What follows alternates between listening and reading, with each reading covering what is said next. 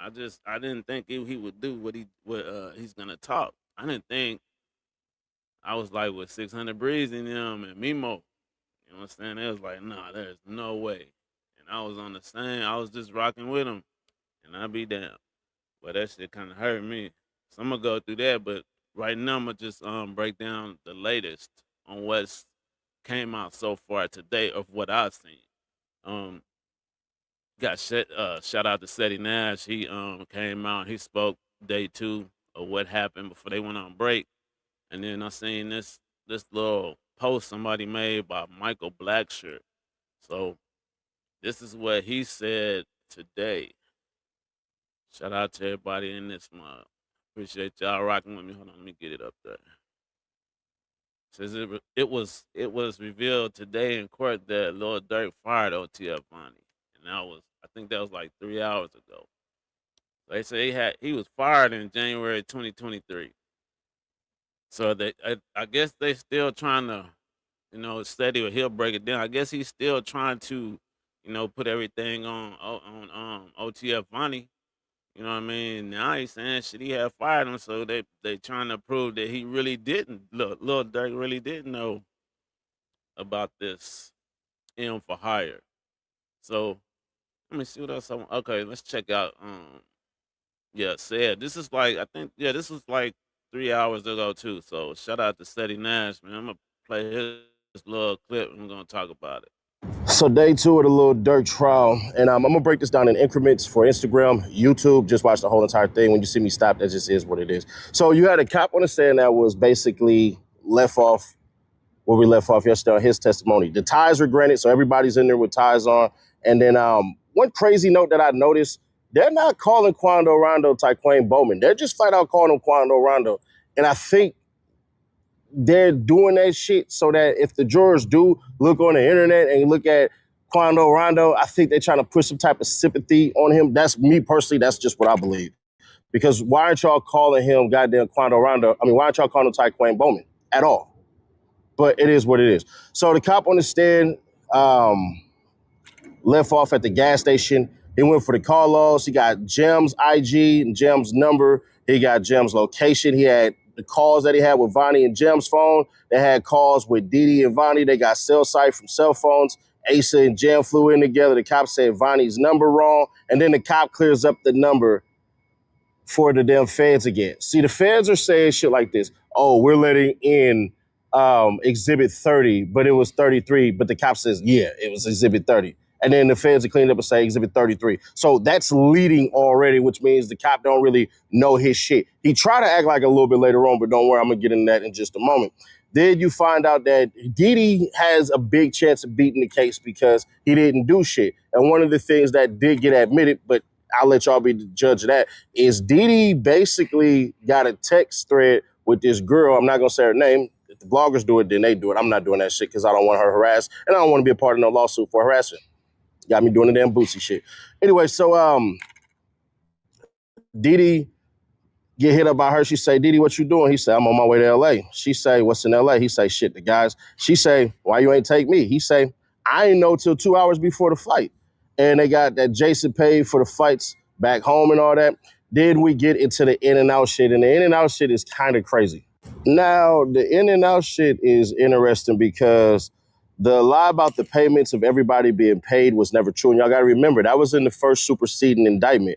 So they said Jam was getting a soda, and it wasn't a soda. It was a damn lemonade. See, when they act like the feds know all, it's these little details that you should be paying attention to because the cop never crazy say, hey, he wasn't. Some of y'all may think that's irrelevant, but it is relevant because of the truthfulness of everything that happens within what happens next. So basically, Jim is in there with the red Nationals hat on that he had since he came out the freaking the airport with it. They had Keith Jones, who's a shooter, and then the cop says that they were reacting to the news on their phone. He said they reacted to a news clip on their phone. That actually never happened because we could see the phone screen. We see Jam's phone, we see Jones' phone, we see Didi keep checking on his phone. It's text messages. Jim all on his phone talking. Jones is texting. You never see them react to the news clip. You can see their freaking phones clear as day. So the cop doesn't correct Exhibit 30, but it's Exhibit 33, but he's still being led. Then the feds bring up the TMZ video of Quando Rondo. Beverly and Los Angeles at the mobile. What was it? I don't know.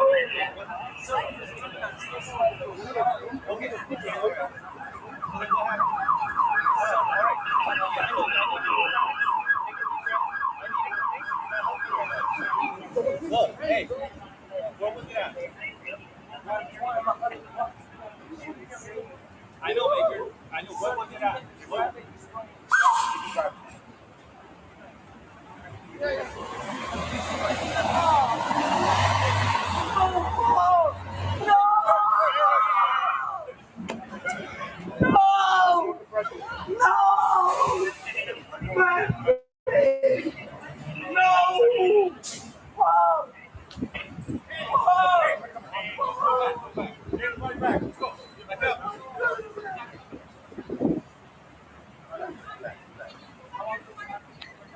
Now, here's something that's super crazy, right? Because TMZ video gets used, and then the feds claim that the dude who shot the video worked for TMZ. It's not even confirmed.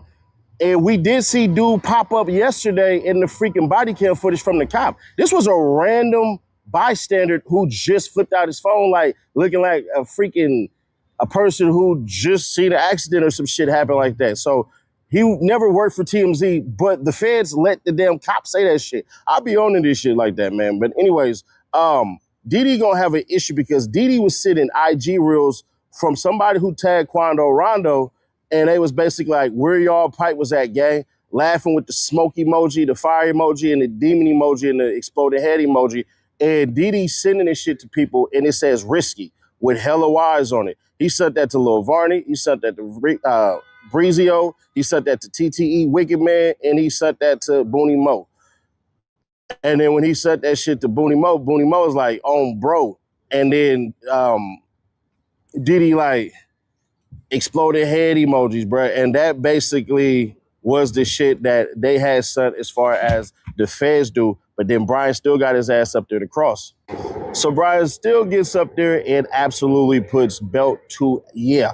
Anyways, he say that the cop was on there basically got on August the 30th. The cop say, yeah, Brian still defines what he's supposed to know about the case, and he's supposed to know everything. The dude like, yeah. So then the dude says, I'm a task force agent. I turned over all the stuff to the judge, and then the feds picked it up. And then Brian still say, you spoke with Jim. Dude say, yeah. Brian still say, you were there 12 times with Jim. Dude say, yeah. He say, but I didn't ask any questions. Brian still like, but you spoke to him in custody. Dude like, yeah. Brian still like, y'all wrote notes and y'all recorded it 3 times out of the 12 times y'all met. Dude like, I don't know. They were 302 summary. 302 summary is basically that you have somebody that's recording all of this shit as far as writing it all down. There's a reason for that. We get into it in just a moment. Brian still say, well, why did y'all, have a recorder? Dude say, I don't know. There's a 302 summary. And Brian still say, so y'all take what the officer says, and then he say, yeah. And then basically Vonnie talked to him. No. Keith Jones talks to him basically 7 times, and 1 time it's recorded. Then Brian still say, who said no recording? The cop says, the feds. Then Brian still basically say, so Vonnie met with y'all 10 times and no recording? The cop say, yeah. Brian still like, why y'all ain't record? Dude like, I don't know. Brian still say, is recording the best? Dude say this out his mouth. Yeah, he say, tell the jury what's the,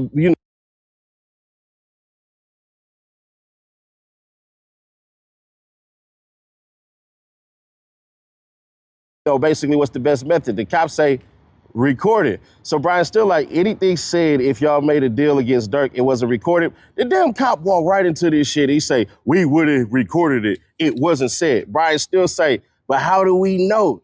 Dude gonna say, man, we write it all down. So then Brian still gets into it, and Brian still like, hey man, so y'all told these cats that when you cracked in the feds, bro, you're done. Ain't no You get life, bro. Ain't no parole, ain't no nothing. It's straight life. Dude, like, I didn't say that. It wasn't me. Brian Still like, y'all said it was murder for hire because Brian Still is calling these cops teammates. Brian Still know what he do. He's slick as goddamn oil spit. And Brian Still say the shooters want to get home at times and they make up stories, don't they? And dude like, yeah. I said, damn, Brian, getting it in right now. Brian Still say, y'all need to approve or deny what's actual factual. Like what's actually real has to be approved by y'all. The dude say, yeah. Then Brian Still bring up, he like, hey man, so look, man, Durk is basically the big fish. And dude like, he ain't really said nothing. So then Brian Still brings up that Jim said he called Lil Durk at 6:44 a.m. at 8:18. Y'all know the day before the killing and all that shit that Thursday. And Jim like, I was with my son, I was with my kid, I was with my wife, and then or my baby mama. And then Brian Still like, did you research if he dropped his kid off, or did you research if anybody was in there? They was like, man, nah, we ain't letting that in. So the damn the feds pop up and was like, nah, hell nah, we can't let that in. The cop did, the judge like, nah, that's not getting in, strike that. So then we bring up a document that says May 5th, 2021, and that document is crazy. And the reason that document is crazy is because it's the Astro Sounds contract. But it's been Ola Alabagan saying that's the press manager. That's the president, manager, and the organizer, and it's not signed by Lil Durk. And Brian Still brings that up. He's like, there's no proof Lil Durk knew about the MX cards. He didn't sign it or any of that shit. So then Brian Still brings up Durk's name was used by Vonnie, but nobody used the cards but Vonnie. So we find out only Vonnie is the one using these freaking cards, bro. So Brian Still says it again, says, tell the jury. And he says this shit to the jury because he's not looking at the jury when he's testifying. So it says Jason Smith used the cards to buy fights. And then Brian Still says, what text did you see for the fights? Then the cop walks right into this where it says, don't book no flights with my name on it. Brian Still says, we'll get to that. But no others? Cop says, no. So Brian Still says, did you see Vonnie and Smith calls? And then playing phone tag and all this shit? And Brian Still like, the cop like, yeah. Brian Still like, William Malcolm was supposed to come and didn't. And they're like, yeah, but Durk never called William Malcolm at all. You don't see any freaking calls between him. Then you see 8:17, 8:19, 8:20, Jim and Durk ain't speak on the phone. And that's important because of what we said earlier about the cop, about Jim saying, bruh, hey man, I talked to Durk the day before I flew out or the day that I flew out. And he just basically walked into that and was like, nah, that actually, I didn't see no cause between that. And then basically the cops say, I know Durk Bank's names was used to buy them flights. And then they bring up Exhibit 118, and that's the text.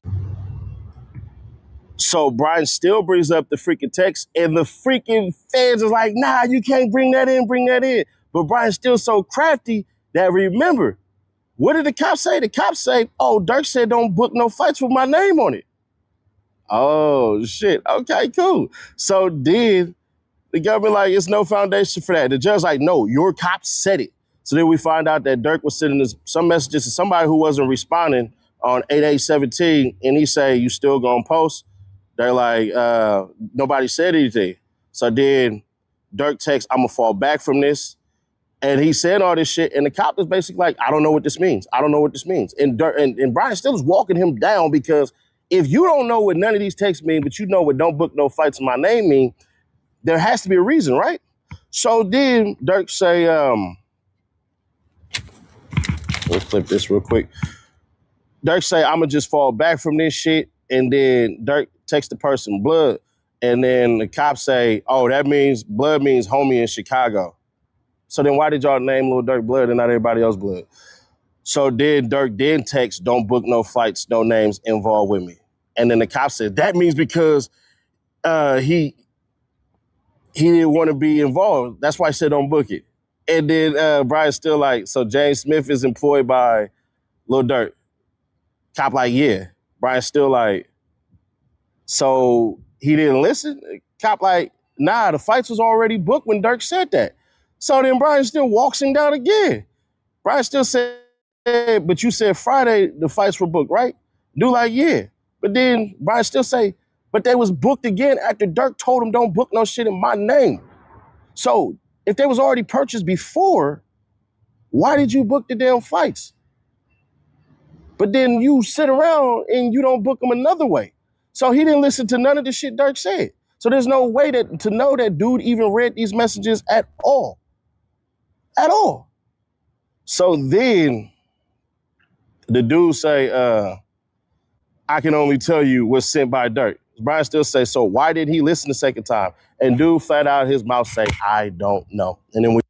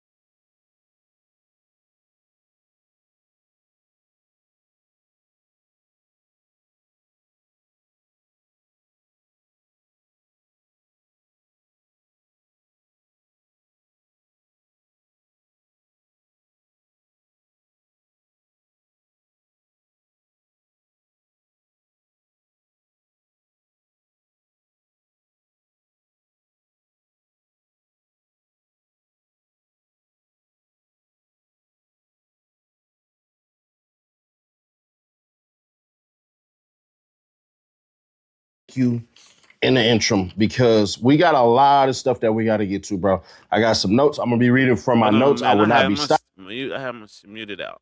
Anyways, I'm going to the second one. I'm sorry about that. I was muted out.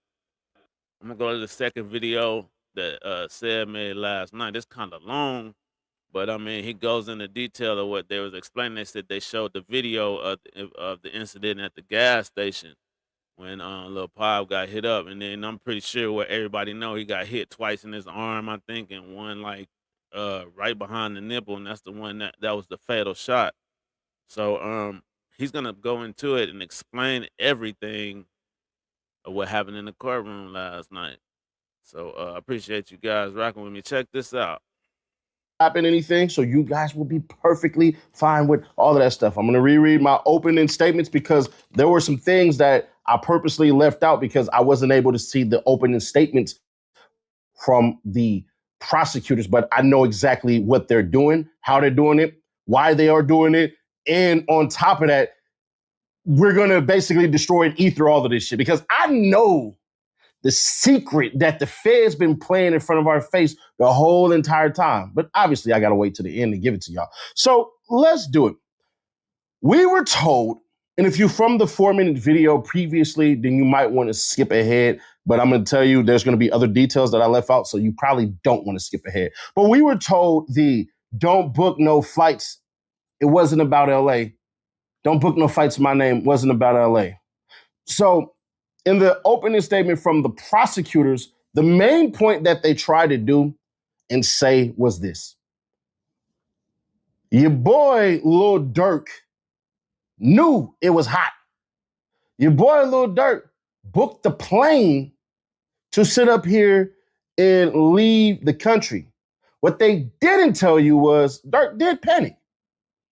Nobody's disputing that. I left that out. I left that part out purposely because I was wondering why the hell the defense decided to bring this shit up, but obviously I didn't know the prosecution's freaking beginning. So they talk about Durk not initially giving himself up, him barricading himself. Yeah, because he's calling people, letting people know, I'm about to go to jail. It's going to be a little ugly. The marshals are here and all this stuff. The U.S. Marshals announced themselves as the U.S. Marshals. Yeah, hey, but check this out. We're gonna watch Al Prophet. I'm not gonna play this whole thing because it's like 40 minutes long, but I'm gonna let him, do this little part here, and I'm gonna get down to the part where they said they said I think the prosecution showed the video of the gas station incident. They just showed the little part where Prondo Wanda was crying, but they haven't released this video yet, so that's why he's explaining it into detail what he's seen or what he heard, and he wrote it down, man. But he really explains what happened, um, like how they got out, hopped out on him, and everything. So check this out. The marshals are the feds most of the time. Now, they will help assist in state cases where they think it's just some of the most dangerous shit. When that comes to mind is Get Money Lil Ronnie, when his daughter and him, when they unfortunately were killed in Texas, and then they went and the marshals got the guys. So got the other guy. The one guy just turned himself in. So the marshals typically are coming from the feds. And you know this because if you've been to a federal building, the marshals are the ones who run the courtrooms and all this stuff, who bring in the witnesses, who bring in the people who are being prosecuted. So that's what that was all about. And then I'm going to destroy something that Trap Lord Ross said too in this whole entire thing. So basically, the guilty murder shit, that's not really going to be a thing that they're going for as far as trying to say Durk ever killed somebody or any of that shit. They're kind of already destroying their own theory within that part. But Jim is their star witness. He will be in there tomorrow. So make sure y'all tune in tomorrow because we're going to break that immediately when it come out. When we take a break, I'm finna run down, you know what I'm saying, and do my... So this one was from last night. So you remember we just watched the one that just happened. He just came out, and so far Jam hadn't took the stand yet. They still interviewing the officer. I think I'll let y'all know. So they bring up from 2022 to 2023, February, that boy wasn't outside and he ratted on 30 cases with no directions from Lil Durk. All the cases that Jam snitched on, he never mentioned Lil Durk in any of this shit. He never mentioned Lil Durk in any of that. So that's important. One of the other snitches that's coming in is a person called Keith Jones, but he never knew Lil Durk. He did a 5-hour interrogation where they never discussed Lil Durk ever. He's Jam's friend. He don't know Lil Durk, but he decides to drop Lil Durk's name, and it seems like they were hinting to Lil Durk and all that crap. So there's that part. Kayvon Grant, a.k.a. Vonnie, he's a snitch. He's going to be one of the most important snitches. I think Jam's more important because of the murders that Jam's committed. So they're going to try to play Lil Durk as guilty by association by hanging out with Jam. That's what that is. So Kayvon Grant is a snitch. He got the rooms. He got the car, the stolen cars, the rental, the ski mask, the sprinter. They're putting him as the mastermind. He did the hit in Georgia, the original hit in Georgia, and he had the guns and all this shit and everything. And it's funny because they shot at Quando Rondo at a gas station only for him to get shot at again in the gas station. And Quando Rondo is a lucky individual. God was protecting Quando Rondo because, boy, that shit was crazy when you seen it. And I'll explain exactly what happened in the video step by step. You will see, I will let you know detail by detail. It'll make you feel like that, but it has to kind of go in sync with this right here. So when Vonnie got picked up, when they were on him, he didn't originally snitch on Lil Durk. They said, how did this all come together? All this stuff. Vonnie say, check the credit cards. The craziest part is Vonnie's name ain't even on the credit cards at all. He had access to it, but this was a $151,000 freaking credit limit where they've been using it. And the reason why Vonnie was so close, because he was Durk's assistant. We get into that a little bit later. So he's the one that said this shit. And then he also tried to leave, and then he tried to, do a whole bunch of shit. Now, the stalking part of Lil Durk being in freaking LA, Durk lives in LA. He's been living in LA. So they reveal all of this shit. It's not like Durk just has some little town. No, Durk actually lives in LA, has a house and everything. Nice ass house. Obviously, I'm not going to be dropping a location on that. Yeah, all of his family were in LA too. It wasn't just Lil Durk that was living in the house by himself. It ain't like, oh, this is a little getaway. No, this is where he was staying. And that's what makes that, I hate when niggas say Cali niggas is weird and all this stuff. That's what makes more sense when he said that shit. So what they're saying is, you're not going to see any money evidence. He never mentions a bounty. There's no reward. And who opened it wasn't Chris O'Connell. It wasn't Drew Finland. It wasn't Brian Steele. It was Marissa Goldberg. Now, how they're seated is Drew is the one closest to the judge. Marissa is next to Drew. Brian Steele is to the left of Lil Durk. And then Christy O'Connell is to the right of Lil Durk. So that's how it's set up. Why it's set up like that, I don't know. I didn't ask Drew none of that shit. But me and Drew got to talk for a little bit. It was good catching up with him. Cat's out the bag. Drew's my guy, man. So let y'all know. That's my guy, man. He's like, man, good seeing you again, bro. Anyways, Trap Lord Ross put out a video that let a lame like 6ix9ine try to dictate some bullshit that never happened. So let me clear this BS that Trap Lord Ross put up. Trap Lord Ross is my guy. And if he wants to combat what I'm saying, he's more than welcome to combat what I'm saying. When you my homie, that's what you can do. But what he put out is bullshit. See, there now the narrative, now the illustration being painted is Lil Durk snitched. That's not what happened at all. What happened was OTF Vonnie said he did all of these things. I did this, I did that, I did this, I did that. All Lil Durk's lawyer said was, you have no proof that Lil Durk was a part of what Vonnie told y'all. You have zero proof of what Vonnie told y'all. You have zero proof of what Jam told y'all. Zero. So Vonnie's the mastermind of the damn shooting in Blackshear, Georgia. He's the mastermind of the LA shooting. And he admits it. He admits all this shit. So it made more sense for him to flip and snitch. It made more sense for Didi to flip and snitch. It made a lot more sense for them to do that because they were dumb. And we'll explain it a little bit later on, but the whole Lil Durk snitch shit, that's the equivalent of me and you doing the crime and you telling the whole entire thing and I say, bro, I don't know nothing about that shit. I don't know what he's talking about. That ain't got shit to do with me. Nigga, I'm at home. That ain't got nothing to do with me.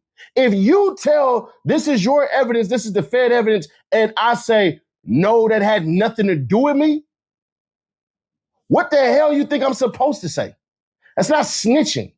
That's saying, feds, if y'all gonna say this man is snitching and he's telling the truth, here's where I'm gonna cut out everything and let you know none of that shit that was said was true. Hey, y'all think he cooking? I know this video is long, but I just want to get to that part where he just kind of go into detail of what happened during the shooting. That's not snitching. Snitching would have been, oh, Lil Durk said, well, Vonnie was over here and I gave Vonnie this and all this shit. See, if Durk would have snitched on Vonnie, he would have had to say something to the effect of, I knew what was going on. And none of that happens. So you can't call this man a snitch if his whole defense is, I didn't know none of this shit was going on. And it's based off of the evidence that Vonnie presented. If I say he's a liar, that's not me being a damn snitch. That doesn't even make sense. So miss me with that bullshit, man. That's why you get cross-examined for what you say against anything, whether it's anti-prosecution or pro-prosecution. So we get on to Didi's damn Didi his lawyer. And Diddy's lawyer, I'm going to be honest with you. If anybody was supposed to snitch, it was supposed to be D-Ski. Whether y'all know him as Diddy or D-Ski, it is what it is. If anybody had the ability to snitch and get like 2 to 3 years, 5 at max, it would have been him. Because what happened is they say Diddy was riding passenger and Diddy always popped up to do songs and shit. Diddy was basically a hungry artist. And so he was going to studios. He was just in the car. He was in the BMW. He didn't know before. He wasn't needed and did nothing at all. He went everywhere last minute. So the recruitment shit isn't real because he didn't have a gun. He didn't have a mask. He didn't have shit. His lawyer makes a hell of a case. He says, Vonnie got the location from Instagram. Vonnie was already living in LA, and we'll explain that because Vonnie been in LA for months. So hell nah. And then Jam had to drop on the downtown LA. He don't got no mask on. He ain't had no gun, no text against Quando Rondo. That's I'm saying Jam had to drop on downtown LA and that Vonnie didn't have a mask, no gun, no text or anything against Quando Rondo, which means he wasn't in the quote unquote conspiracy. Then David Lindsay's lawyer came up and bro, I'm gonna be honest, this shit that he said, he destroyed his own self. He says there is no agreement. His whole entire thing is to destroy the murder for hire point. But then he says something that doesn't make any damn sense. So he says there's no agreement, there's no plan, and there's no payment. And he's not fighting the murder. He said, I'm not hiding at all. So it's not planned. That's how I took it. Other people may say that differently, but how I took it was he wasn't really fighting the murder part. He said he was in California. He said he wasn't in agreement. He said he talked to the same people he always talked to. He said no money was ever given in August 19th, before or after, and there's no payment of videos, and there's no rap videos that he's in. He doesn't even rap. So there's that part. And then I didn't write it, but he basically said, you don't see my client get out that car with a gun, but you clearly see this tall ass dude get out there with a damn gun. He's 100% cooked, in my opinion. He's the one where I'm looking at this shit like, bruh, I don't know what your lawyer talked to the feds about, but it's clear your lawyer is trying to destroy certain aspects of the feds' argument.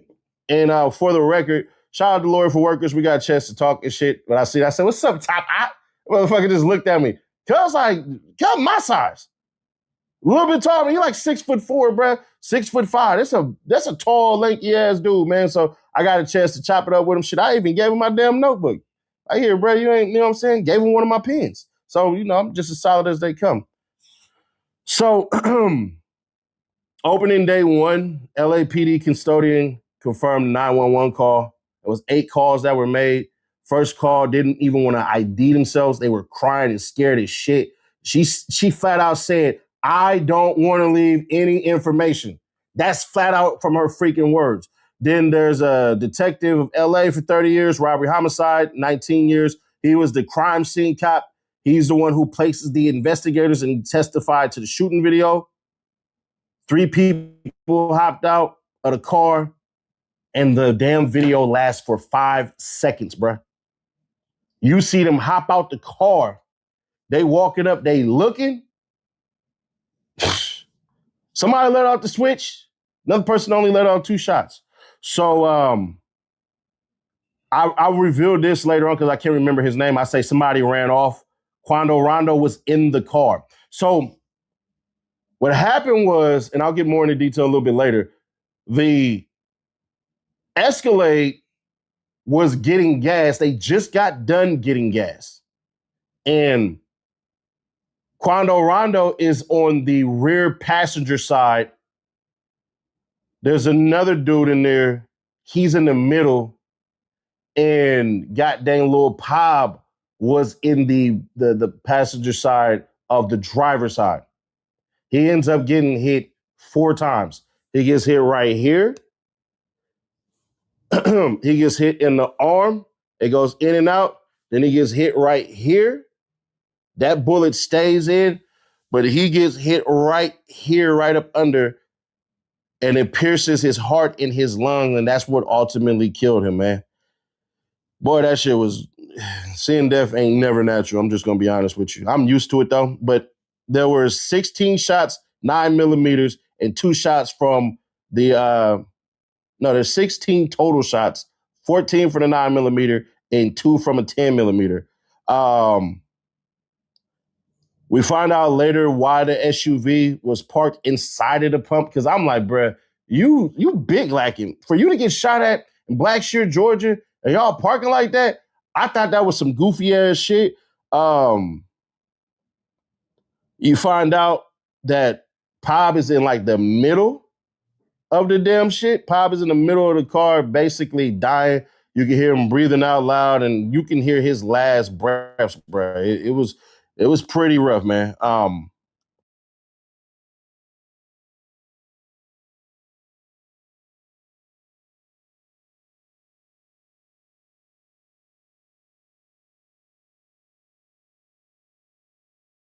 The tire got popped. You feel me? The driver's side rear wheel that was popped. The right rear window was shot out.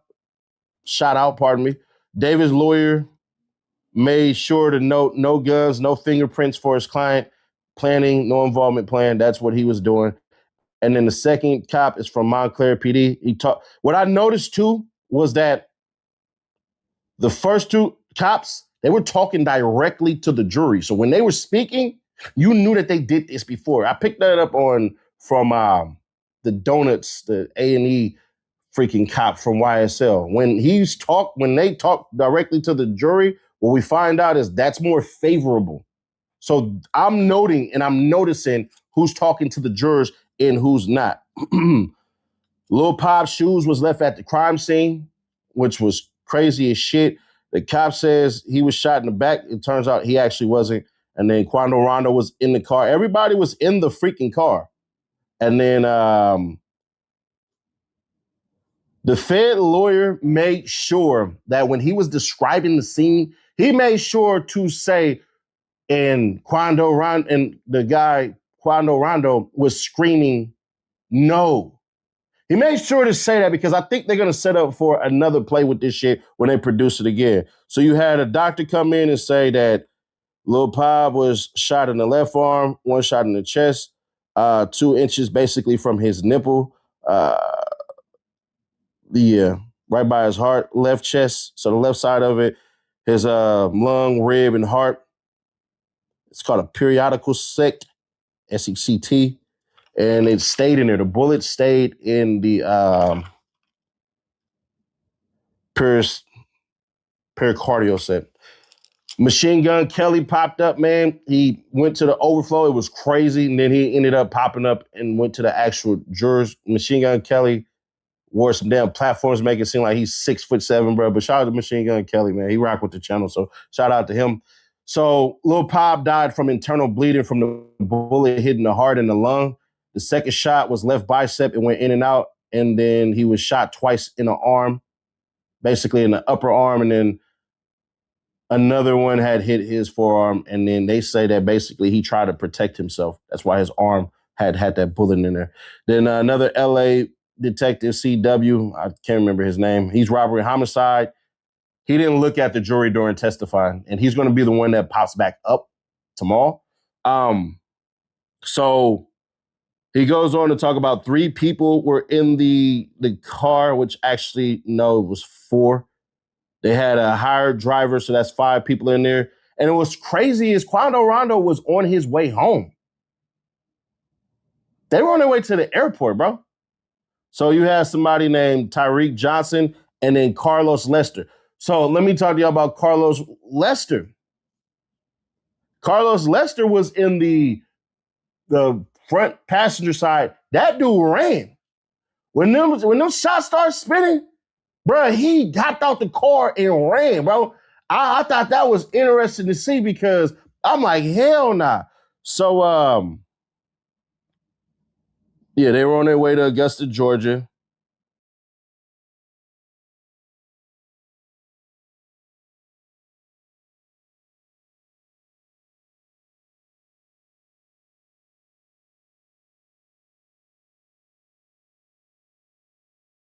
And then, yeah, they got their gas.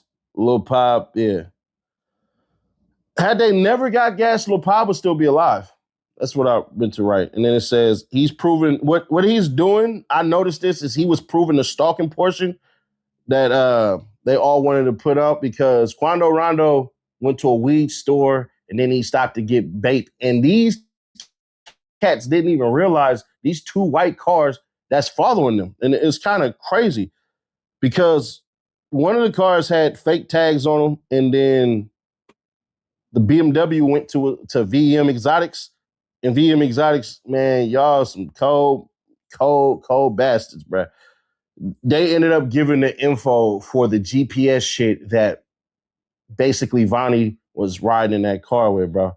So they had the fake tags on the what was it called? I have it written down somewhere else. It's another white car. Anyways, Durk was a customer of VM Exotics, and they had a picture of him, like a literal picture of Lil Durk and the owner of VM Exotics, where they took a picture, but they also put Lil Durk on their goddamn website. So that's one of the. So I guess that's the people that Quando Rondo rented the Cadillac from, and so they was good with Durk now, and that's how they was able to go up there and get the location tracker for that Cadillac from that whatever that some exotic. I guess it's a car rental, man, where you can rent exotic cars. I've never been to California, so Things that the damn detective he noted. So they have no evidence of who got the rental at all. But the BMW was returned by Vonnie the very next day after the murder. So the officer showed a picture to the jury with Vonnie on it in an icebox, and the cop says he got money from Lil Durk. That was objected to for speculation because you don't know where he got the damn money. He just said out his mouth, the cop just said, "Oh yeah, this is Vonnie getting jewelry, and he was giving the money. He was given the money by Lil Durk." And Brian still objected. And yeah, because bro, that's speculation. You don't know who the hell gave him that money.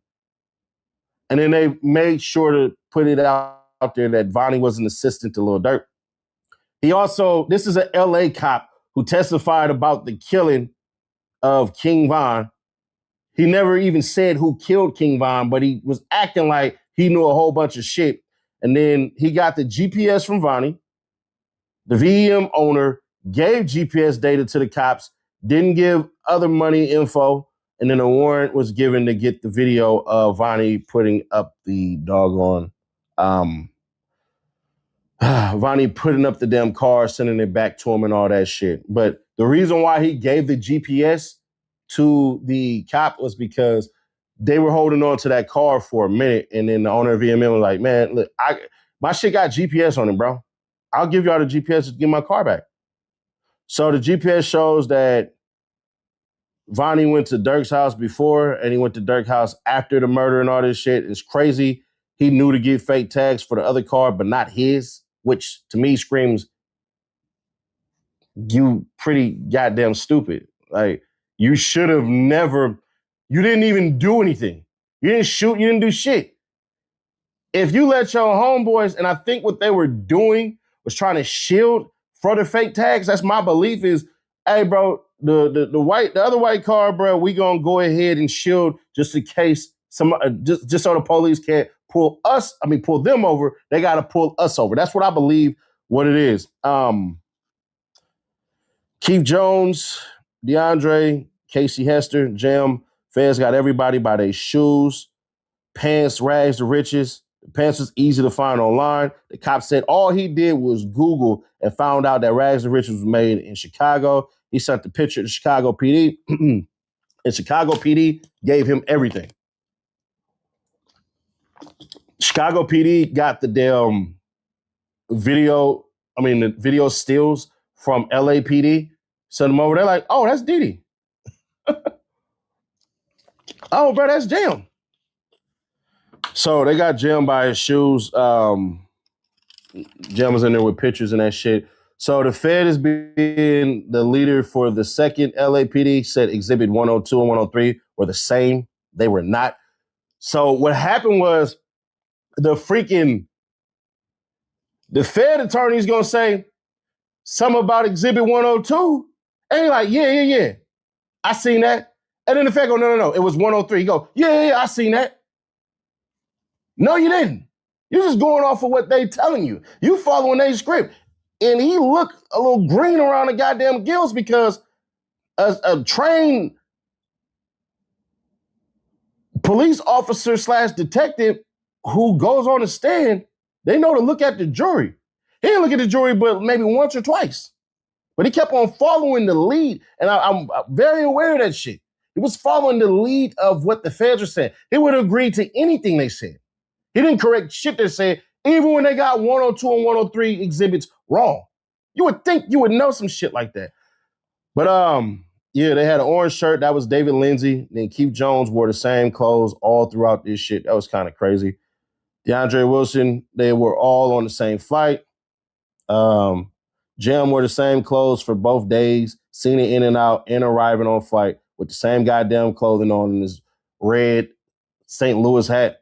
And then David Lindsay had a gun in the Hey, they was acting like they was still in Chicago, man. Are you serious? They wore the same clothes for 2 damn days. Are you serious?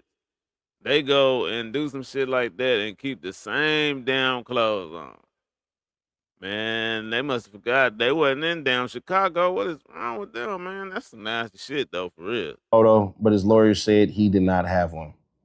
Bruh, that shit was crazy. You can clearly tell it was David Lindsay.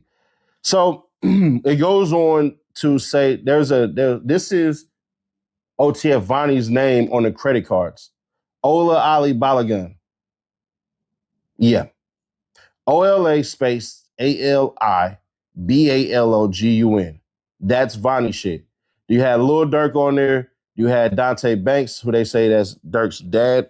And then Jason Smith. I don't remember who the hell that was. So you find out that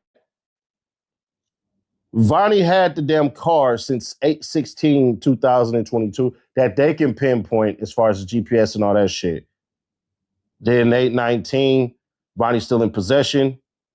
But it's crazy because Vonnie and Durk bought flights to Miami on 8/11 and showed up 8/12, which goes to what they were saying in their motions. When Lil Durk got so much money and he spends it in such a frivolous way, they don't plan their trips. They just go. And they want to go, they're going to go. If you was cool with Lil Durk say, hey, bro, tomorrow Lil Durk can do something like this, say, man, we finna go to Miami. Then we going to Miami tomorrow. I'm about to book the flights right now. Nigga, ain't no plan or nothing like that. Nah, we just finna go. And they did that. So 8/16, he flew out to Miami with Lil Durk from LA, and then they returned the very next day. Durk spent like maybe 10 hours in Miami and came right back. So Justin Gibson, Devontae Richmond, and Kevon Grant, they all bought fights that day to that shit. It was a credit card of $151,000, and then it shows Lil Durk's tickets were bought the day of. Proves that Lil Durk and Kevon Grant, Vonnie are tight. August 14th through August 20th, Vonnie came to get the rental. 6/3/22 to 7/1/2022. That's okay. So June 3rd, 2022 is when Vonnie had bought this rental that he kept on coming back to. And he was staying from July 1st, 2022 to October 1st, 2022. Bruh, this rental cost $105,000. And basically, it was a place for Vonnie that was in Valley Vista. I had an Addy, but I'm not going to put that on there. Then it shows that Vonnie bought the ski mask August 18th, 2022. The day before the killing, Vonnie pulled up the night before on Quando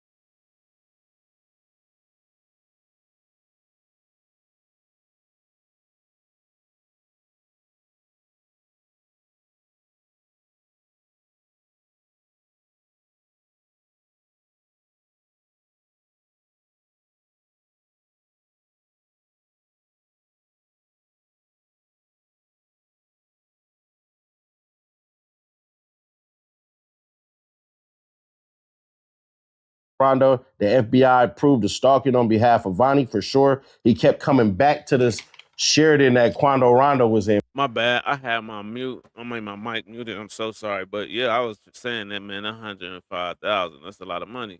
I'm hoping that's a month. You know what I'm saying? So, but um, I be done lost train of talk. But yeah, I'm just letting this video play out like this because they're back in session in California, and I'm just trying to wait. So I'm just letting these long videos play out because usually when they come out for a break, he'll go live and update us. So shout out Seti Nash. That's why I'm just letting them play out like that. Brett, they literally could have killed Quando Rondo the night of just Vonnie and Jim, and they would have told on each other. They would have literally snitched on each other, bro. Had these idiots decided to crash out because Jim wanted to crash out right then and there at the Sheridan, Vonnie like, nah, it's too hot. So they start getting pissed. And this is when Jim and Vonnie start going their own ways with their own cars. That's why all that shit went the way that it went. That's why there was a different vehicle, because Jim like, hey, I'm on that. Vonnie like, all right, well, let me play my part and basically, this is my opinion, and basically stop this shit as far as the police being able to pull you over because I'm gonna always be behind you. So the BMW stayed until 1 a.m. at one point in time. You see Quando Rock, bro, these niggas did not know death was knocking on their door because they were just outside looking dumb as shit. And had them cats popped out, man, they would have smoked Quando Rondo. I'm just gonna be fair, square, obvious, and honest. So at 9:20 in the morning, Quando Rondo's rental truck comes in, and then Vonnie pops up in front of the damn rental truck. The day that Lil Pop gets killed, Vonnie had popped up literally on Quando Rondo and put the car in front of him. I'm talking, bro, it looked like this. This is Quando Rondo's truck, parked waiting.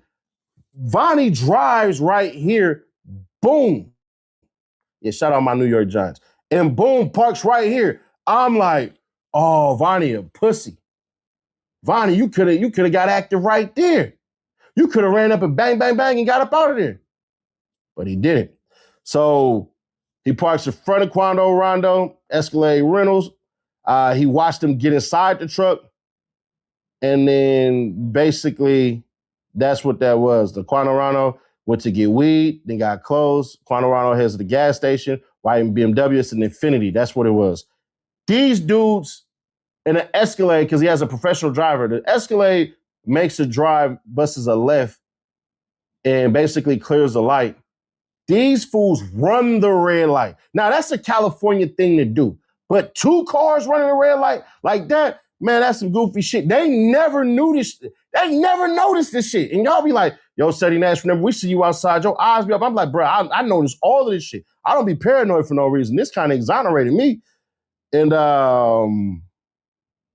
everybody hopped out that truck. When they pull up to the gas station, everybody in Quando Rondo's camp hops out the truck. They go inside the gas station and start getting chips and sodas and candy and all this shit. And what ends up happening is the damn Infinity pulls up on the truck. So before it backs into the gas station, it pulls up at the front of the gas station and let them out. The damn white Infinity is there and is looking. And I'm like, why didn't they just shoot these dudes right here? But they was scoping, they was looking. Quando Rondo was in the back, so they never see Quando Rondo because he in the back of the store trying to decide which soda. Like, Quando Rondo, bro, God was with you that day. 1,000,000%. God was with Quando Rondo that goddamn day, bro, because holy shit, his ass could have died. Where he decided to sit, there were two bodies in front of him that protected him from them damn bullets, from the 16 bullets. So I'll say the Infinity rolls up to the Escalade while Quando Rondo's inside the store. The Infinity leaves, it circles the block. They already made their decision. They just finna get out. They're like, we ain't seeing him, but we know he in there.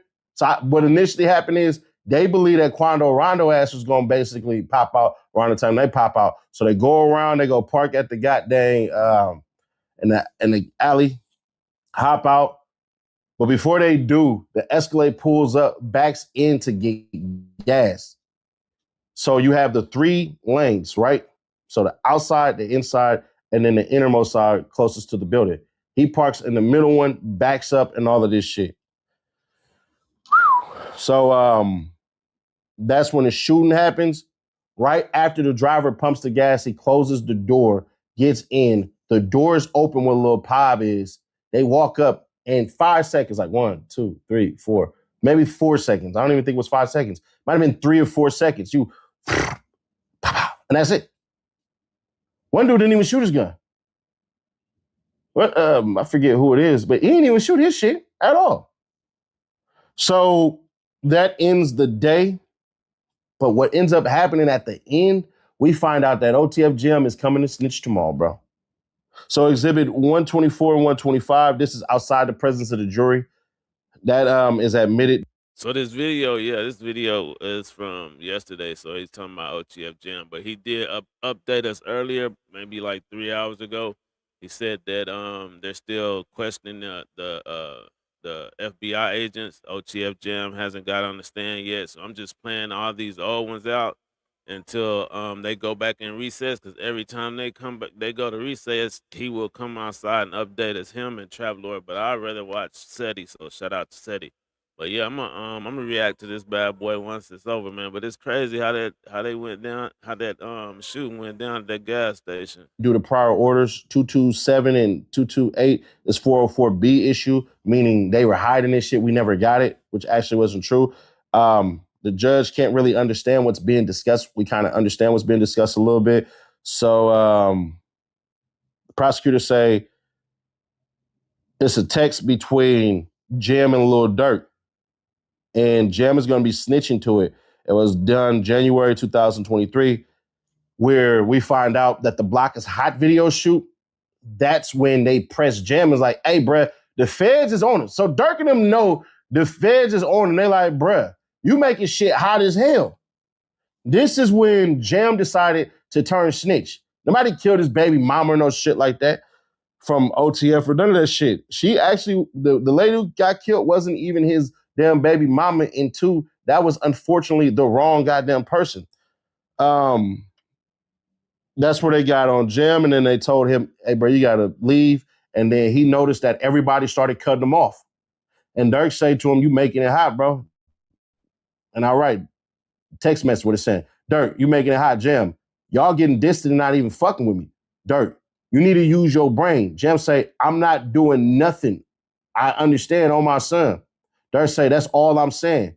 The feds say, this is about Lil Pop shooting.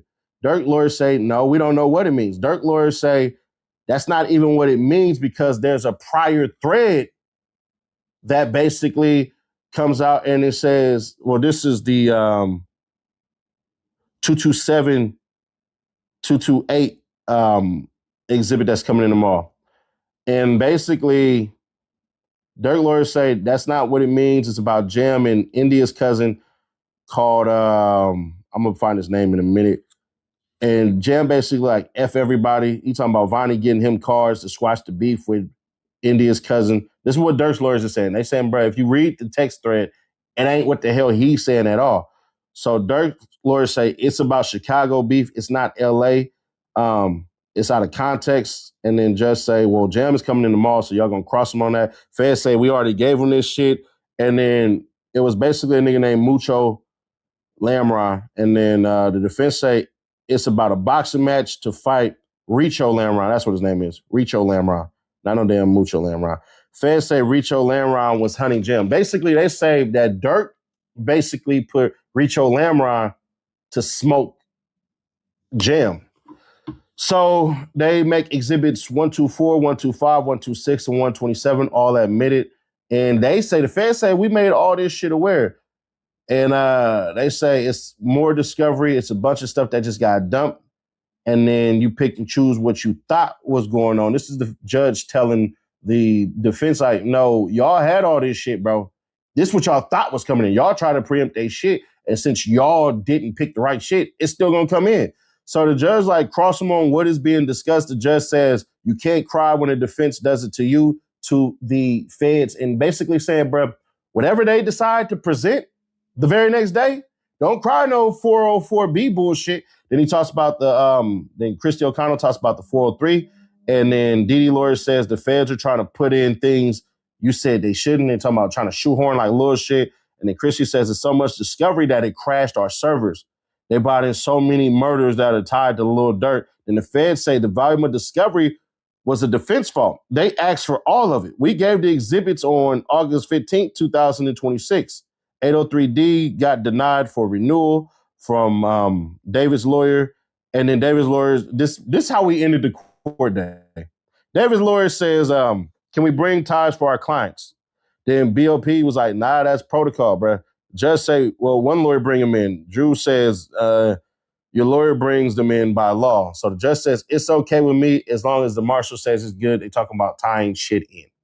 Now, that's it. That's all. Jam is coming in tomorrow. We'll have the lawyer. I mean, we'll have the same cop kind of testifying to it. Because what the cop is trying to, the detective is trying to do is he's trying to prove that Vonnie ass was reporting back to Lil Durk. That's his whole entire argument that the feds are trying to do. And right now, they ain't really made it yet, but they will when they start dropping more addresses and all this shit.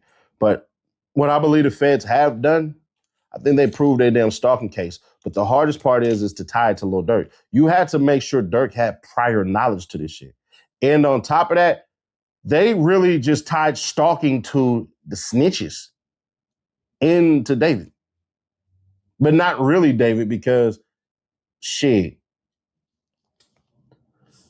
One could argue David didn't get involved with none of this shit. They admit David didn't really know anybody.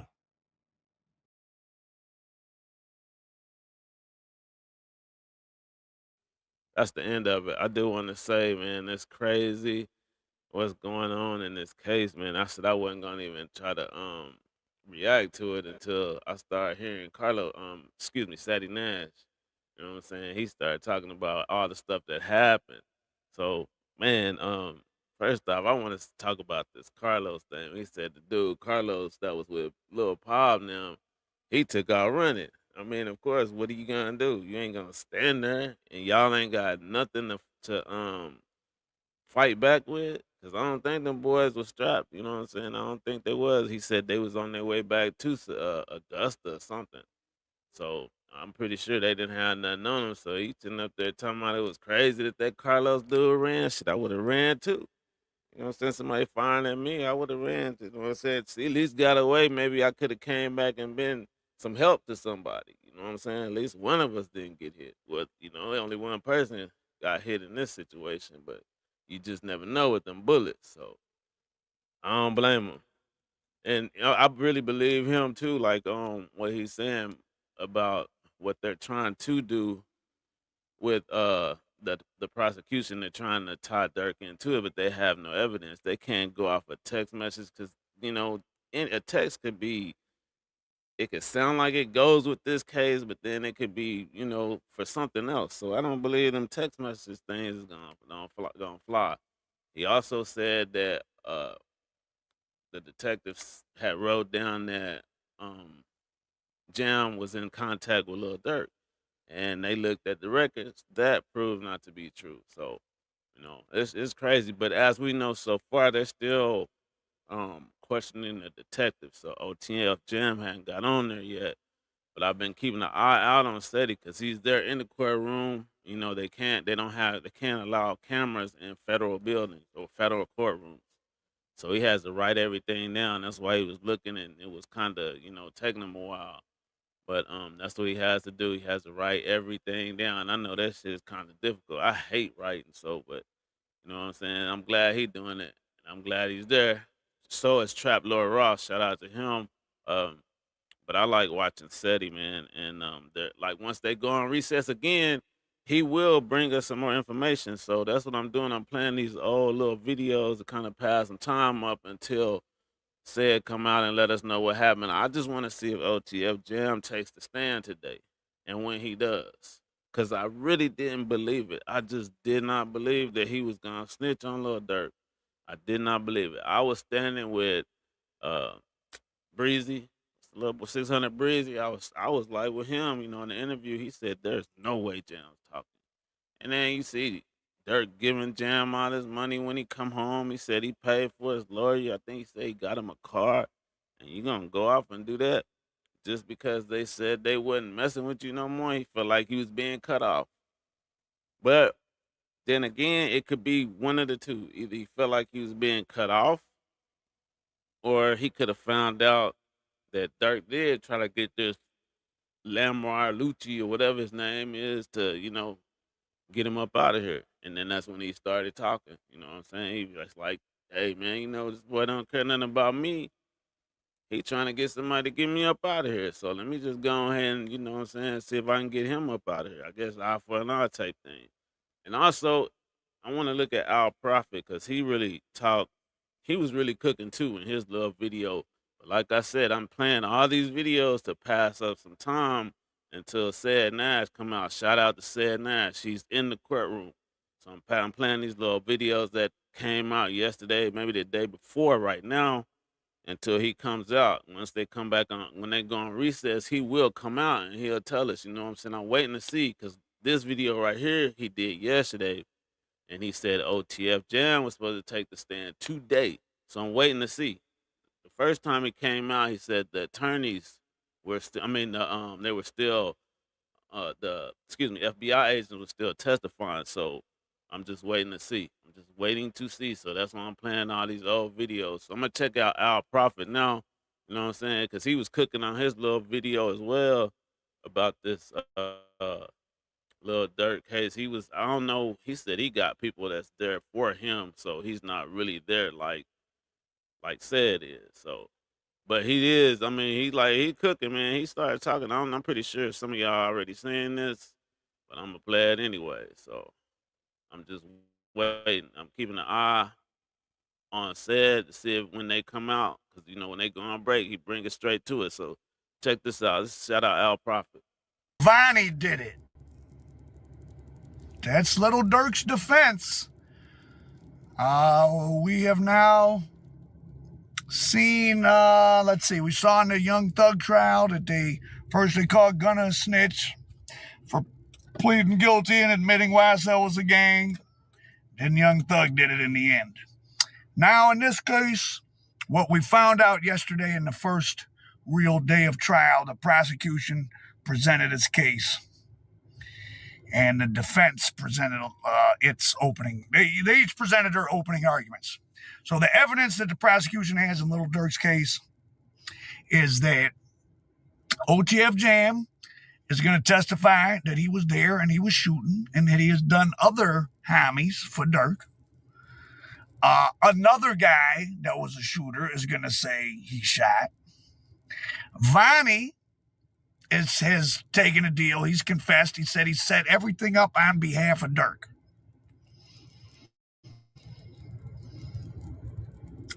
They showed the jury the young man, Savion, whatever, Lil Pab, his real name. They showed him laying there with his life's energy ebbing away, which is a powerful thing to show a jury. To start it off, to be like, hey, this is about a young man, a young human being being murdered. And just like when they killed FBG Duck in the richest block of downtown Chicago's Gold Coast, which has the nicest shopping in America, better than Beverly Hills, I've been there. They got real good cameras in those type of places where they killed Lil Pab. It's on San Vicente, that's the Beverly Hills border, or it's already in Beverly. As a matter of fact, it's not even the border. It's Beverly Hills. It's across from the Beverly Center, which is the Beverly Hills shopping mall. So they did this murder in Beverly Hills. They learned nothing. So there's all kind of cameras everywhere that's got everything. Two of the shooters are going to testify. So what is Durk's hope? Since that's all anyone cares about because he's the famous person, right? Well, like I said, his defense is that Vonnie did it on his own. So now, for those of you that are still into this whole snitching thing, who's snitching and who's not, if Vonnie took a plea saying Durk,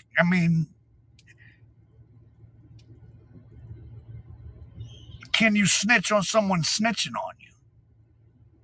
Because that's why half of people get called snitches. It's because someone else makes a statement first and then you make a statement after.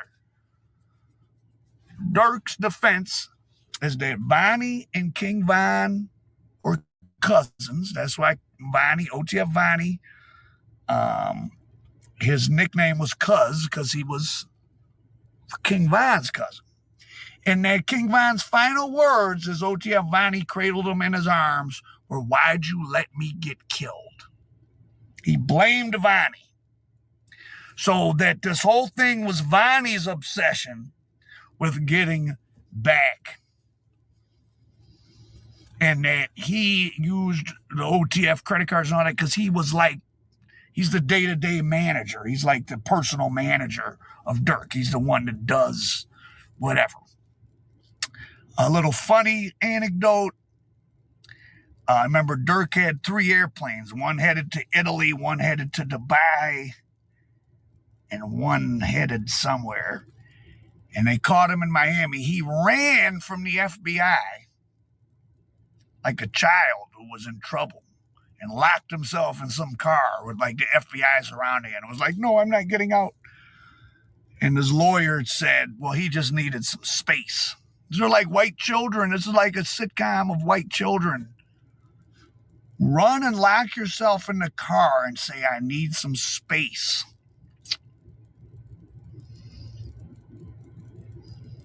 Streets are dead, but that's good. We're seeing what all of you guys think you know about. We're seeing it in these court cases.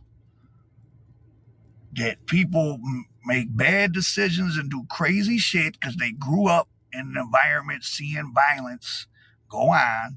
When you're drunk and high all the time and everything is working for you, it doesn't seem real. It's like a video game because you can't kill people in the ghetto because they don't care and get away with it.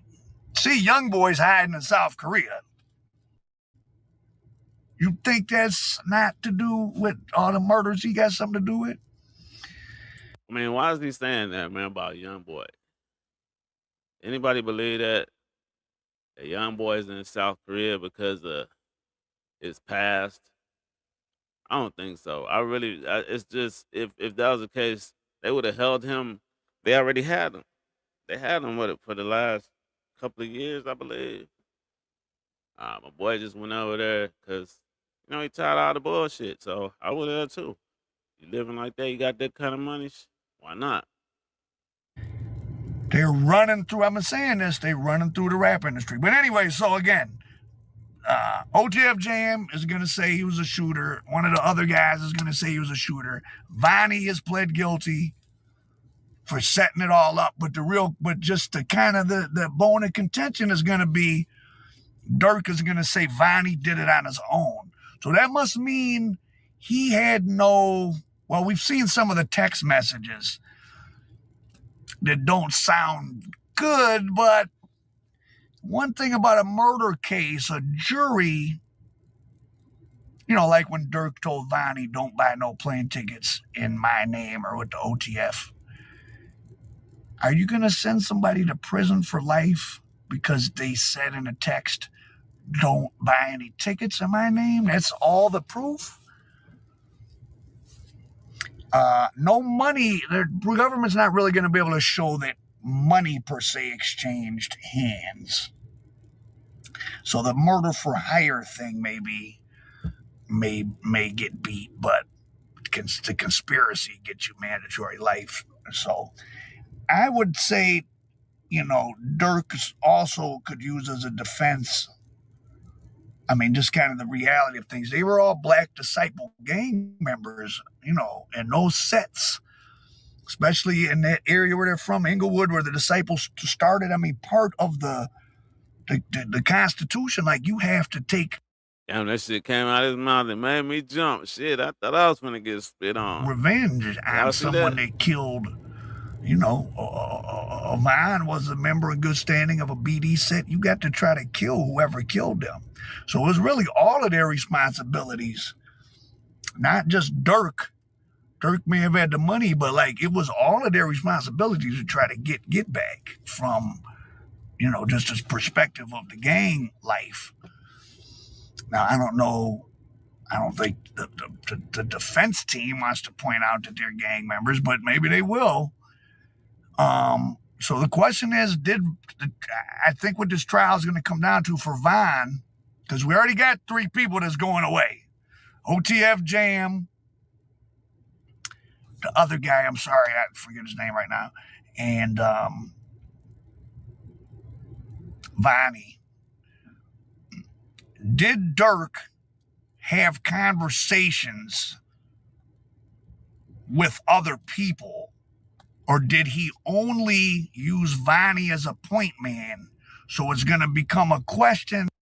There you go, right there. That's what I'm thinking, man. If he talked to anybody else about this situation and they spoke up, but I'm thinking the only person that he really would talk to, you know what I'm saying, out of his circle would be his wife. I don't know if they still together. I don't know what type of relationship they have. Is she mad at him? Will she go in and speak on him? You know what I'm saying? We don't know. I don't know. I don't think she will, but I believe that's the only person that he really would have talked to outside of his circle. You know what I'm saying? The people without the people that the people that he already know that know what's going on. Excuse me, but I don't really think he's gonna. That's not gonna stick. I don't believe none of this conspiracy stuff. And he did have a good point.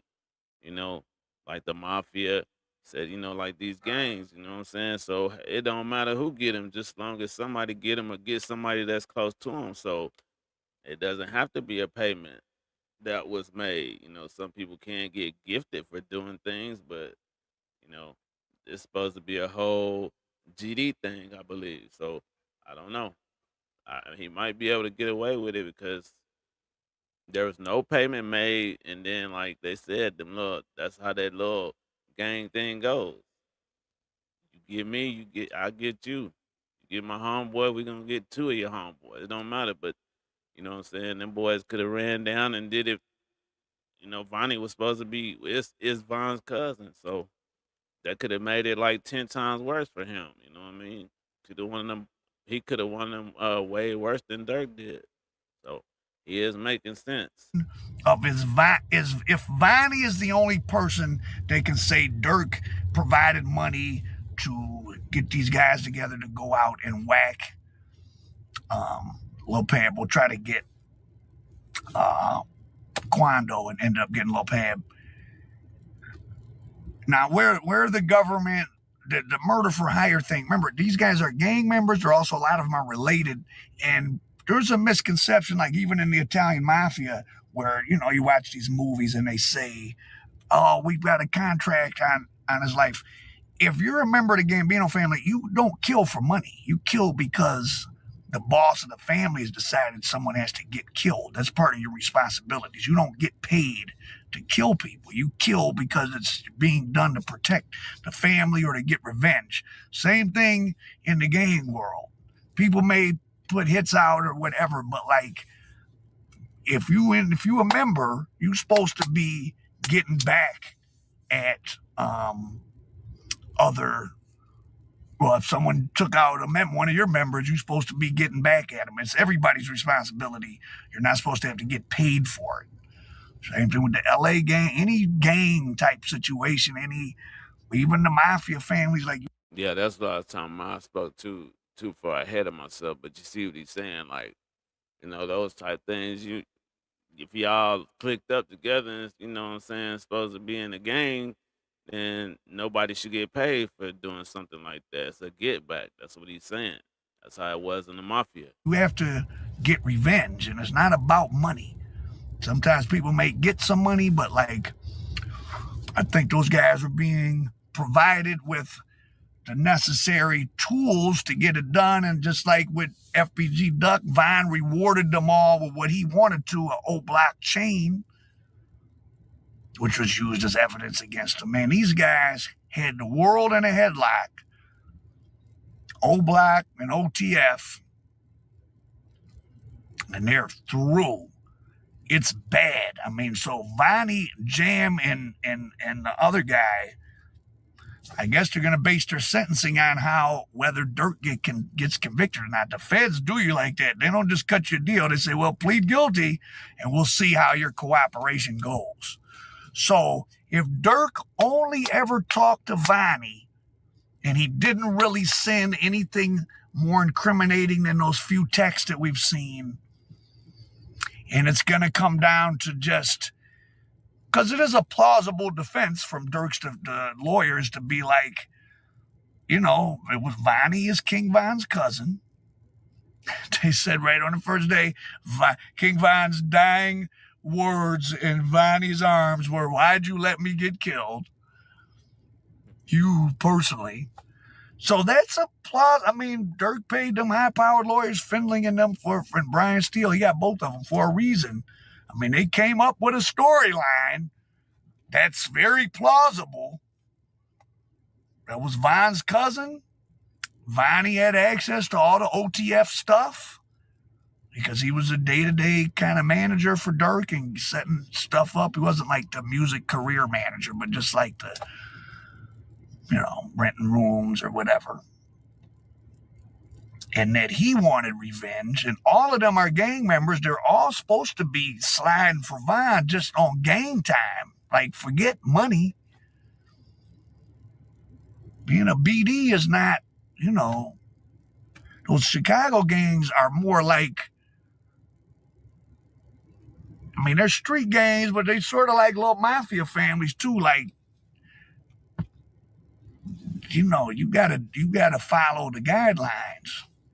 And if one of the members, especially a member like Von, who was a shooter, and when he got some money, he went to the hood and split all his money up with the other guys. He's like what a gang member's supposed to be. Not promoting that, but I'm just saying, so Von, you gotta slide for Von. So they all were supposed to do that. So Durk certainly could make that as a defense, like, being a gang, everybody was supposed to do that. Vonnie was his cousin. And Durk maybe it just could say, well, as time dragged on, I realized he had used the credit cards for my company's name, so I got scared and I was going to flee the country. But I didn't know till after the fact, which is, again, certainly plausible. Now, there's been threats to witnesses. There's been a lot of things that went on.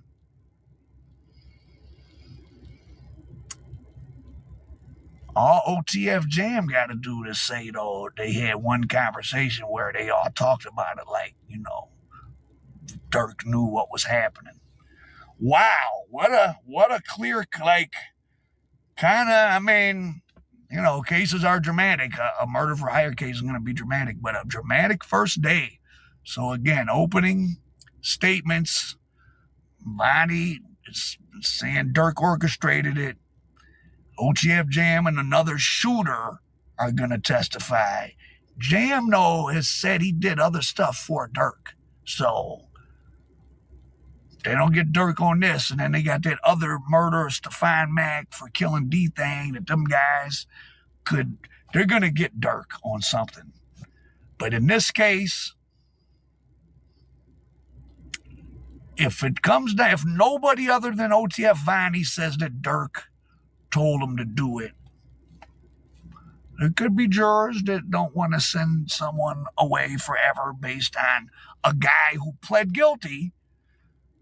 And it does make sense if that's your cousin and he said, why'd you let me get killed? And Vonnie had access to all the money and the credit cards. He certainly could have orchestrated it without Durk knowing. That's possible. The government has chosen to call it the Durk Banks criminal organization, but like I did in talking about some of my other videos, they can't lose sight, like they're also all Black Disciple gang members. So that's a different set of rules and obligations they got going on too. So we'll see if they even mention that stuff. I don't know if they mentioned that so far. Durk's defense presentation Yeah, there you go with that So the chicken. prosecutor said all these things about all the people that are going to testify. They showed the last moments of Lil Pab's life force leaving his body, which is a hard thing to watch. And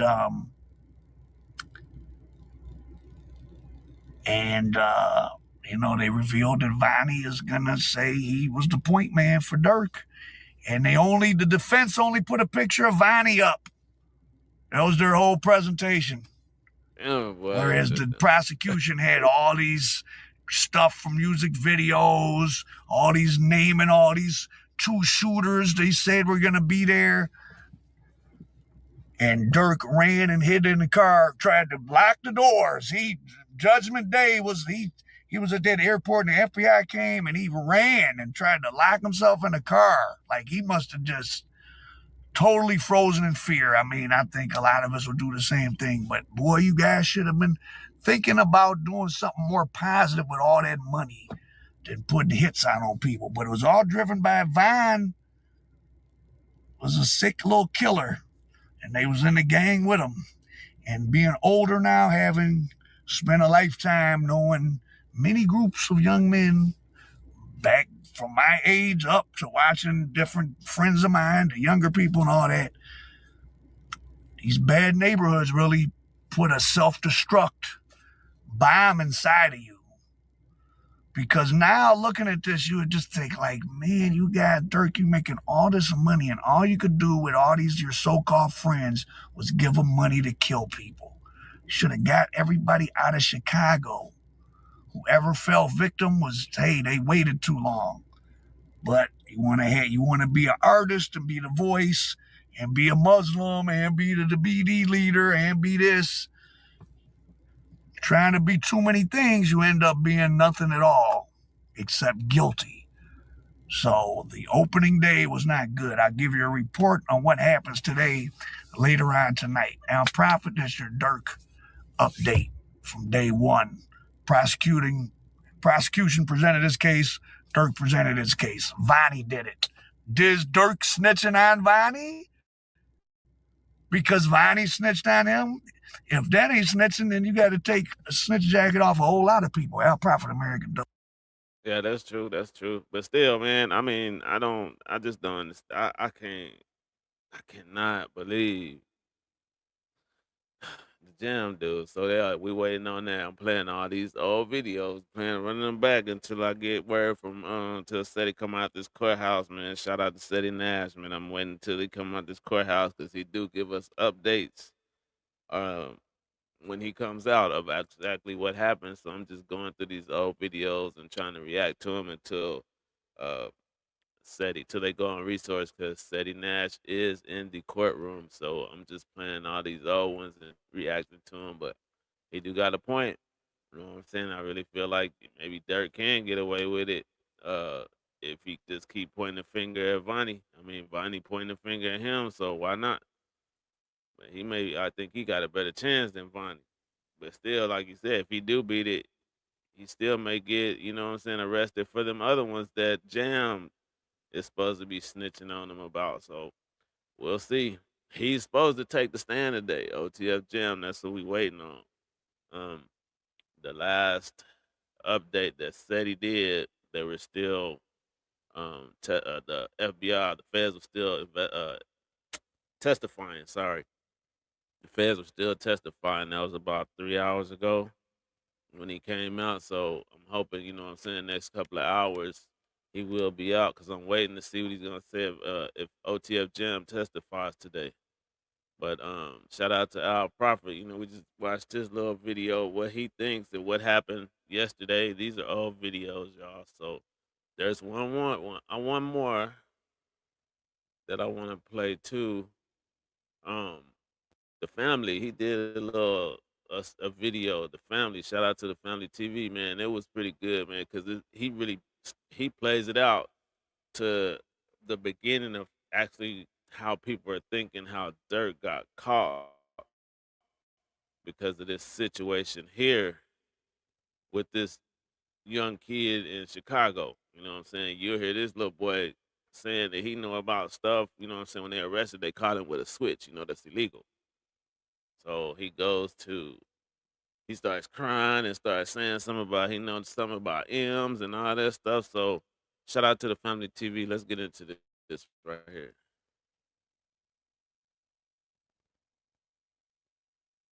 And I told him to keep his eye on me. Switch. I'ma get up close when you see this shit.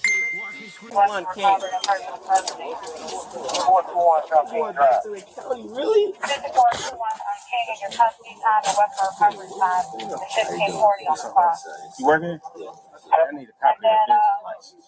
Copy of the business license, yeah. 2, I think it is, for the plane yesterday. All right. Excuse me, bro. All right. Just give me a bed. Illinois exposed cams. That's how these kids be traumatized, for real. A dude had a gun. What about that? A man had a gun with an extended clip. That's cool, though, right? Fucked up.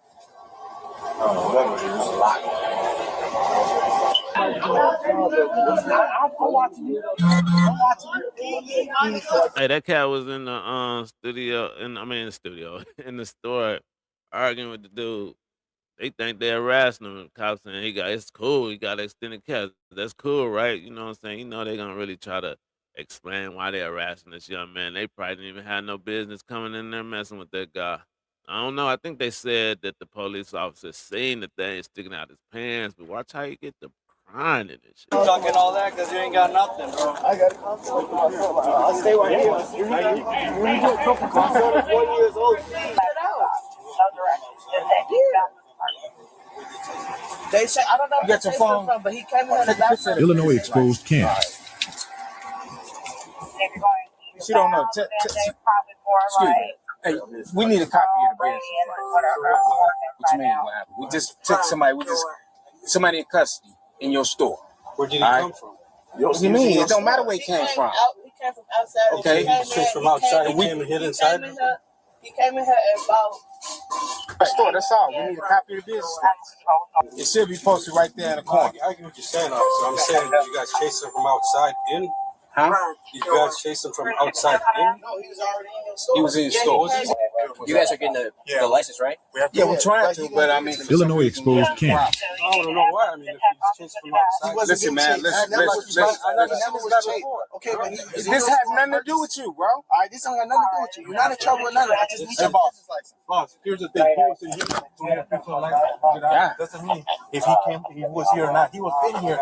These officers arrested him, okay? So we need the license. We can take a picture. That's it. We're out of here. Come on. Illinois exposed cams. 1547. Hey, stop it. Stop it. Look at that, man. That's crazy. Why the damn? I mean, this man is like balling hard, and he's supposed to be OTF.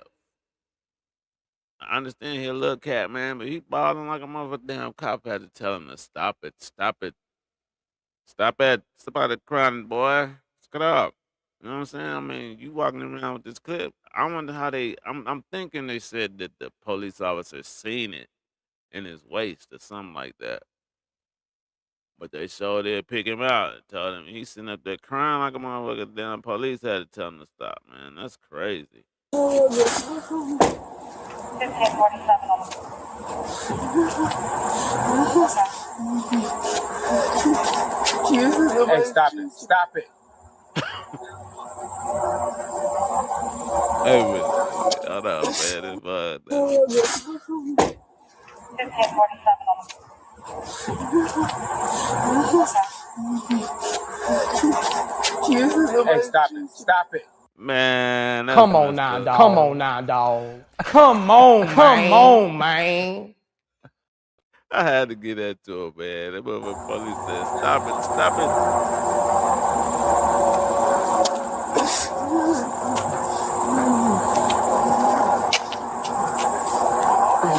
Illinois exposed cams. I tell you about the murder. I swear to God. I tell you about the murder.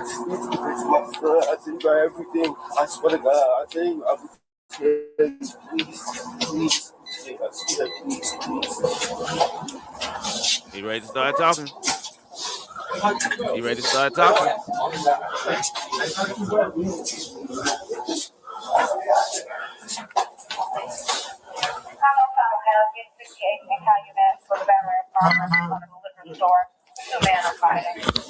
Oh, so you get to send it to.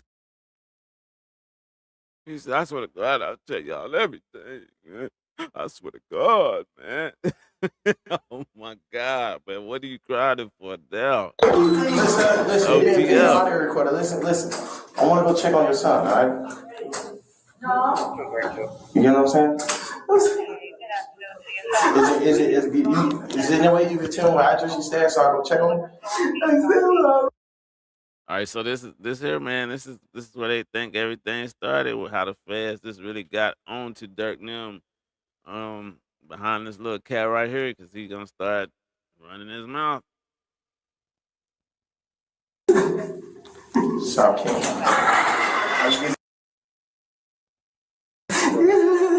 Is the door unlocked or you got keys so we going out? I'm hot. The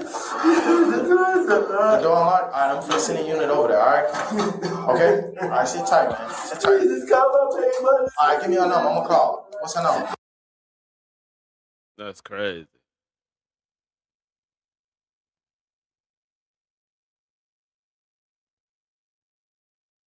Wait, hold on. You gotta relax for me, because I can't understand it. Relax. What's the number? Police told him, stop it. Oh my God. What you saying, man? He's walking around with a switch. Let's see what we can do for you.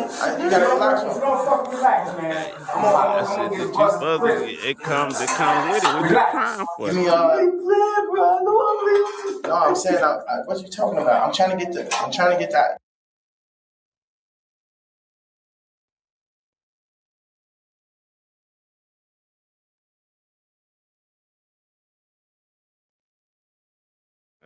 What's her name?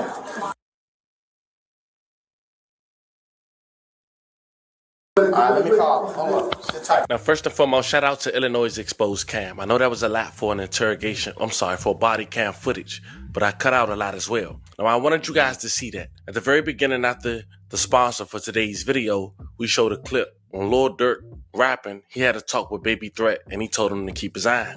Now, a lot of people refer to a young man that's referred to as Baby Threat. So that's the young man that was in there whining and crying. He a part of OTF. Hey, but like I said, I'm playing these old videos, But this one's new. Shout out to the Family TV. But I'm going through all this stuff because we got my boy Seti Nash in the courtroom, and he been giving us updates. So is Trap Lord Ross. But I'm really watching Seti Nash. So I'm actually waiting on him to come on through and give us some more updates on what's going on in the courtroom because I'm actually wanting to see if OTF Jam testifies today. So far, all we know how we have heard of today is they're still the feds are still testifying. So I'm playing all these little old videos, you know what I'm saying, till we get up what's said. Shout out Who was to the younger brother of an OTF member by Didi. Now, before we tell you who Didi is in 60 seconds, I want you guys to refer back to that body cam footage after we go over Didi, because his little brother got arrested with a firearm, and some say that firearm was used on an alleged. Wait, so that's OTF Diddy's brother? Oh, okay. So yeah, of course he the one that got him on to Durk now. After we go over Didi, because his little brother got arrested with a firearm, and some say that firearm was used on an alleged murder with OTF Jam. And OTF Jam was furious that he kept the firearm, even though Lil Durk rapped about keeping his eye. Now, back in the day, OTF Didi, who... Oh, so damn, I didn't even know that. So damn, he got caught with one of the... Cause they did, and I believe they said he got caught with I think it was 9 with extended clip, and they did say that there was with extended clip in that unaliving of Lil Pop, and y'all don't forget, man, Lil Pop, he ain't really innocent either because when that happened to King Von, man, he was on here, he was trolling them boys too, like talking crazy. So you know what I mean? They was probably happy that they got him, but they really wanted Rondo, whatever his damn name. His real name is DeAndre Dontrell Wilson. went viral. But I did not know that this dude that got caught with this weapon in Chicago was OTF Diddy's brother. Back in the day for being alleged set up by a female, having his enemies cut off his dreads, and even eat her while she was on her period. Now, Diddy grew up in Chicago's Tay-Town. He's an associate and cousin of Lil Durk. He was arrested in 2014 and charged with the 2012 murder of a rival named Travis Shields from the Shields D set. Lil Durk famously posted a $90,000 bond for him in 2019 to get him out of Cook County Jail while he awaited trial. Diddy ultimately was acquitted of those state homicide charges in Chicago after years of legal battles before his current federal indictment just a year later with Lil Durk. Yeah, man. That innocent brother. Now, Diddy's little brother is a rapper by TTE, Lil Ted, who some believe Lil Durk refers to as Baby Threat, because as we know, they call Diddy the Threat. On the voice, that mean Diddy, he the threat. Don't get stressed, cause phone him tweaking off the X.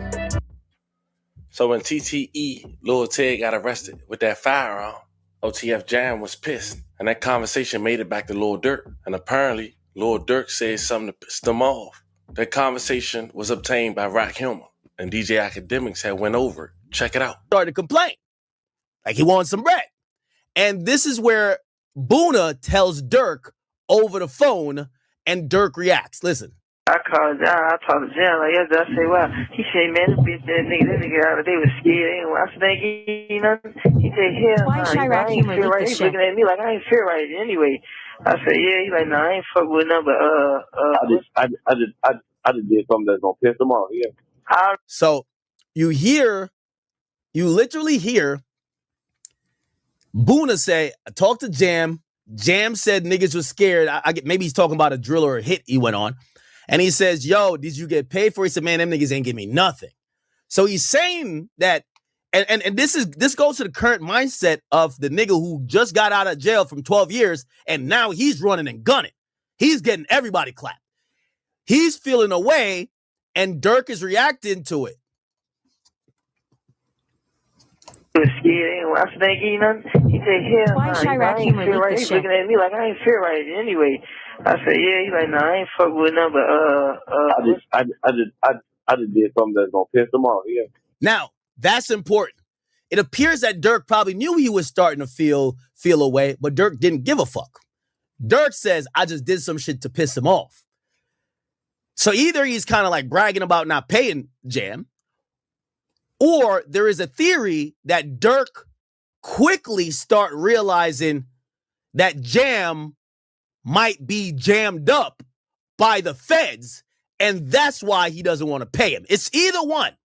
But basically, this is proof that Jam felt underappreciated, and the reality is, I know 50,000 is a lot of money, but it's not enough money for unlimited murders. Okay? Like, come on, right? Like, it's not like a murder anyone you want package, right? So I guess he is upset he's not getting paid. Boona is mentioning it. Durk said, I just did something that's going to piss him off. I already know. Boona says, I already know. Now, he doesn't really say what he knows that Durk did. I know you did. What? I already know. What? Man, I already know, man. Yeah, what? Not lying, man. you say, look, I'm going to get hit. Jam, where your bitch ass at? Why Chirac humor right? this shit? And then the funny I called John, I talked to John like yesterday. I say, well, he said, man, that nigga out, they was scared anyway. I said, ain't nothing. He said, hell, Why nah, Chirac I ain't humor feel right. this He looking at me like I ain't feel right anyway. I said, yeah. He like, nah, I ain't fuck with nothing, but I just did something that's gonna piss them off. Yeah. I already know. So at this point, we know OTF Jam pissed off by mid-2022. TTE, Lil Ted get arrested with the firearm allegedly that was used while on the drill with OTF Jam. OTF Jam pissed about the money. He feel like he need more money. This is how the game go. This is how the streets go. It's a repeated pattern, whether it was Lil Durk or your local drug dealer on your corner. But at this point, we don't know what murders OTF Jam gonna speak on. But one people are putting a possibility of is the demise of FBG Cash, a murder that. And that's why I'm sitting here waiting on the Nas, Steady Nas, to come back out and update us. Because I am waiting to see if this boy is going to take the stand and tell about some other stuff, maybe Stephon Mack. Oh boy, excuse me. Oh boy said maybe FBG Duck. I don't know. But I'm going to sit here until he comes back with this update. So I'm watching these old videos, y'all. Took place 2 years post FBG Duck that's still unsolved to this day. FBG Cash died June 10th, 2022 in Auburn, Gresham, Chicago, in the passenger seat of a female vehicle. The ambush was around 5:30 a.m. Tristan Hamilton, aka FBG Cash, was inside a vehicle with a 29-year-old woman on the 1600 block of West 81st Street. A black four-door sedan, believed to be a Cadillac, pulled up, cut them off. Armed individuals exited the sedan and opened heavy fire on Cash's car. Investigators found 23 shell casings at the scene, 14 of which came from a rifle. Cash reportedly ran from the shooters before collapsing. He was struck roughly 13 times across his body. Cash was ambushed to Advocate Christ Medical Center, where he was pronounced deceased. May he rest in peace. The female passenger survived, despite suffering serious gunshot wounds to her left arm and upper back. The escape, the gunman immediately got back into their vehicle and fled westbound. We are getting word of police activity in the Auburn Gresham neighborhood. Going live to Chopper 78 and Ashland.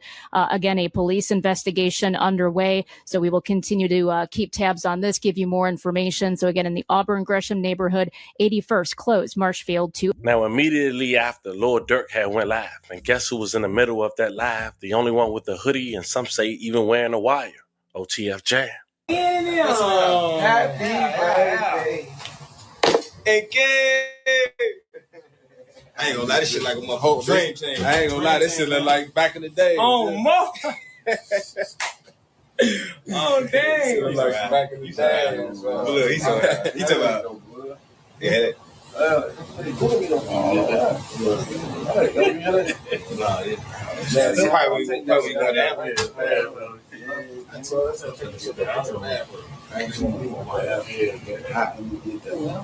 I got you. No, I got to get demon chummy for the double. You ain't never seen motivation, you better look at it. OTF, like, man, y'all know who run the fucking world, man. They bitch ass niggas. That's crazy. They'll be all right. They better wait on it. It ain't coming. It don't seem like he's they like, like damn, what happened to Burke? I'm like, damn, what happened to He your man? talking back there every day. He just keep messing with his jacket. All that woofing on the net, it got your man Metro! shit. Aha. Metro! Yeah, man. In the late. Y'all ain't flame up? That shit ain't anything. I ain't gonna lie. It's a lot of money in this bitch. It's a lot of ice in this bitch. I don't know what's going on. I got the weed right here. A lot of real niggas. Well, it's only a few of us. Headshot. But us crew equal a lot. Make a trailer to that shit. Headshot. I ain't trying to squash no beef, nigga. We into it till you die. Real street niggas. Oh, folks, now long live Leroy, bitch. Hey, boy, you talking shit, okay? Now, fam, I guess we're going to get a quick update soon because OTF Jam, as we mentioned earlier in the video, is expected to take the stand today and disclose the actual murders he was involved in, allegedly, connected to OTF and or Lil Durk. Now, only time will tell if these allegations are true, because he's saying it don't necessarily mean it's true. We're talking about a man who put himself allegedly, if he's already a witness, had admitted to different crimes and trying to save himself at the bare minimum. But be on the lookout, fam. This was the, I guess, first part or part one of OTF biggest hitman and biggest informant, OTF Jam. Let me know how you guys feel about this one. That's crazy. Shout out to Family TV. I'm playing these old ones to say it come back out. But I mean, I don't know when, because they said that Jam, they said I was talking to Jam and telling him to slow down, man. You doing too much. We hot now. You hot. You need to sit down. So they start fucking with it. So I guess he sent the message like, hey, y'all, why y'all kind of distance trying to, stay away from me so much because he was hot. So I don't know if he got upset about that, or they just said that in that last video that we heard, it was from Sadie. He said it was some Lamb Ron Rucci, and they believe that Durk paid this Lamb Ron Lucci to try to get OTF Jam out of here. So maybe that's when he started talking to the people. I don't know. But he's supposed to take the stand today. Everybody's saying I'm waiting on Sadie to get back. Um, I'm waiting on him because he's inside the courtroom. And he came out earlier and he said so far OTF Jam has not took the stand yet. They're still the feds are still testifying. So I'm waiting to see. They should be getting ready to come out of have another break or either the end of the day. So I'm just waiting on that, y'all. But until he come through, I'm playing these old videos to, find stuff that we can actually react to, talk about he bring his ass out the courtroom. Shout out Seti Nash. Let me see what else. There was another one I wanted to see too. Oh, this guy too, Truth Teller too. He had one. He was kind of cooking on his a little bit, so I'm gonna play his, man. Until like I said, hopefully they should be coming out either another break or the end of the day. So let's check out Truth Teller. Shout out. Is going to be allowed to tell stories on Lil Durk. It's things about this that's crazy. The feds, they love playing games. Okay? This is one of their top things that they got. Okay? The feds, they love it. Okay? This is them, they love it. Okay? So the games that they play is normally when you interrogate a person in an interrogation room, you ask them questions. Hey, what happened? If you don't tell us what happened, your ass gonna go to jail for the rest of your life. You're never gonna see your kids no more. Dude, do you want somebody to be in your kid's life acting like they did because you locked up in prison? That's the type of games they play with you and stuff. So normally when they do the interrogation during the trial, the juror can see your mannerisms inside the interrogation room, see if you telling the truth, see if you look like a slime ball that's trying to make up a story or something like that. The FBI, they use different tactics, okay? You feel me? In certain situations, they don't use cameras or audio recordings, okay? They strictly use paper and pen. It eliminates you looking at their face, they facial expressions, they mannerisms, they this, they that. Maybe they can add up stories, they can add some lies to the shit. They can say you did this, you did that. This is what they do when they start getting these snitches. They redact your name and stuff like that. They hide your files, okay? They redact stuff. You feel me? The FBI is smart. They know how to do things to make you tell and try to help you. OTF Vonnie, okay? OTF Vonnie, let's get that right, my bad. OTF Vonnie. He snitched on Lil Durk, told Lil Durk all kind of information, told him this, told him that. They interviewed him a lot of times. Look, the feds interviewed OTF Vonnie a lot of times.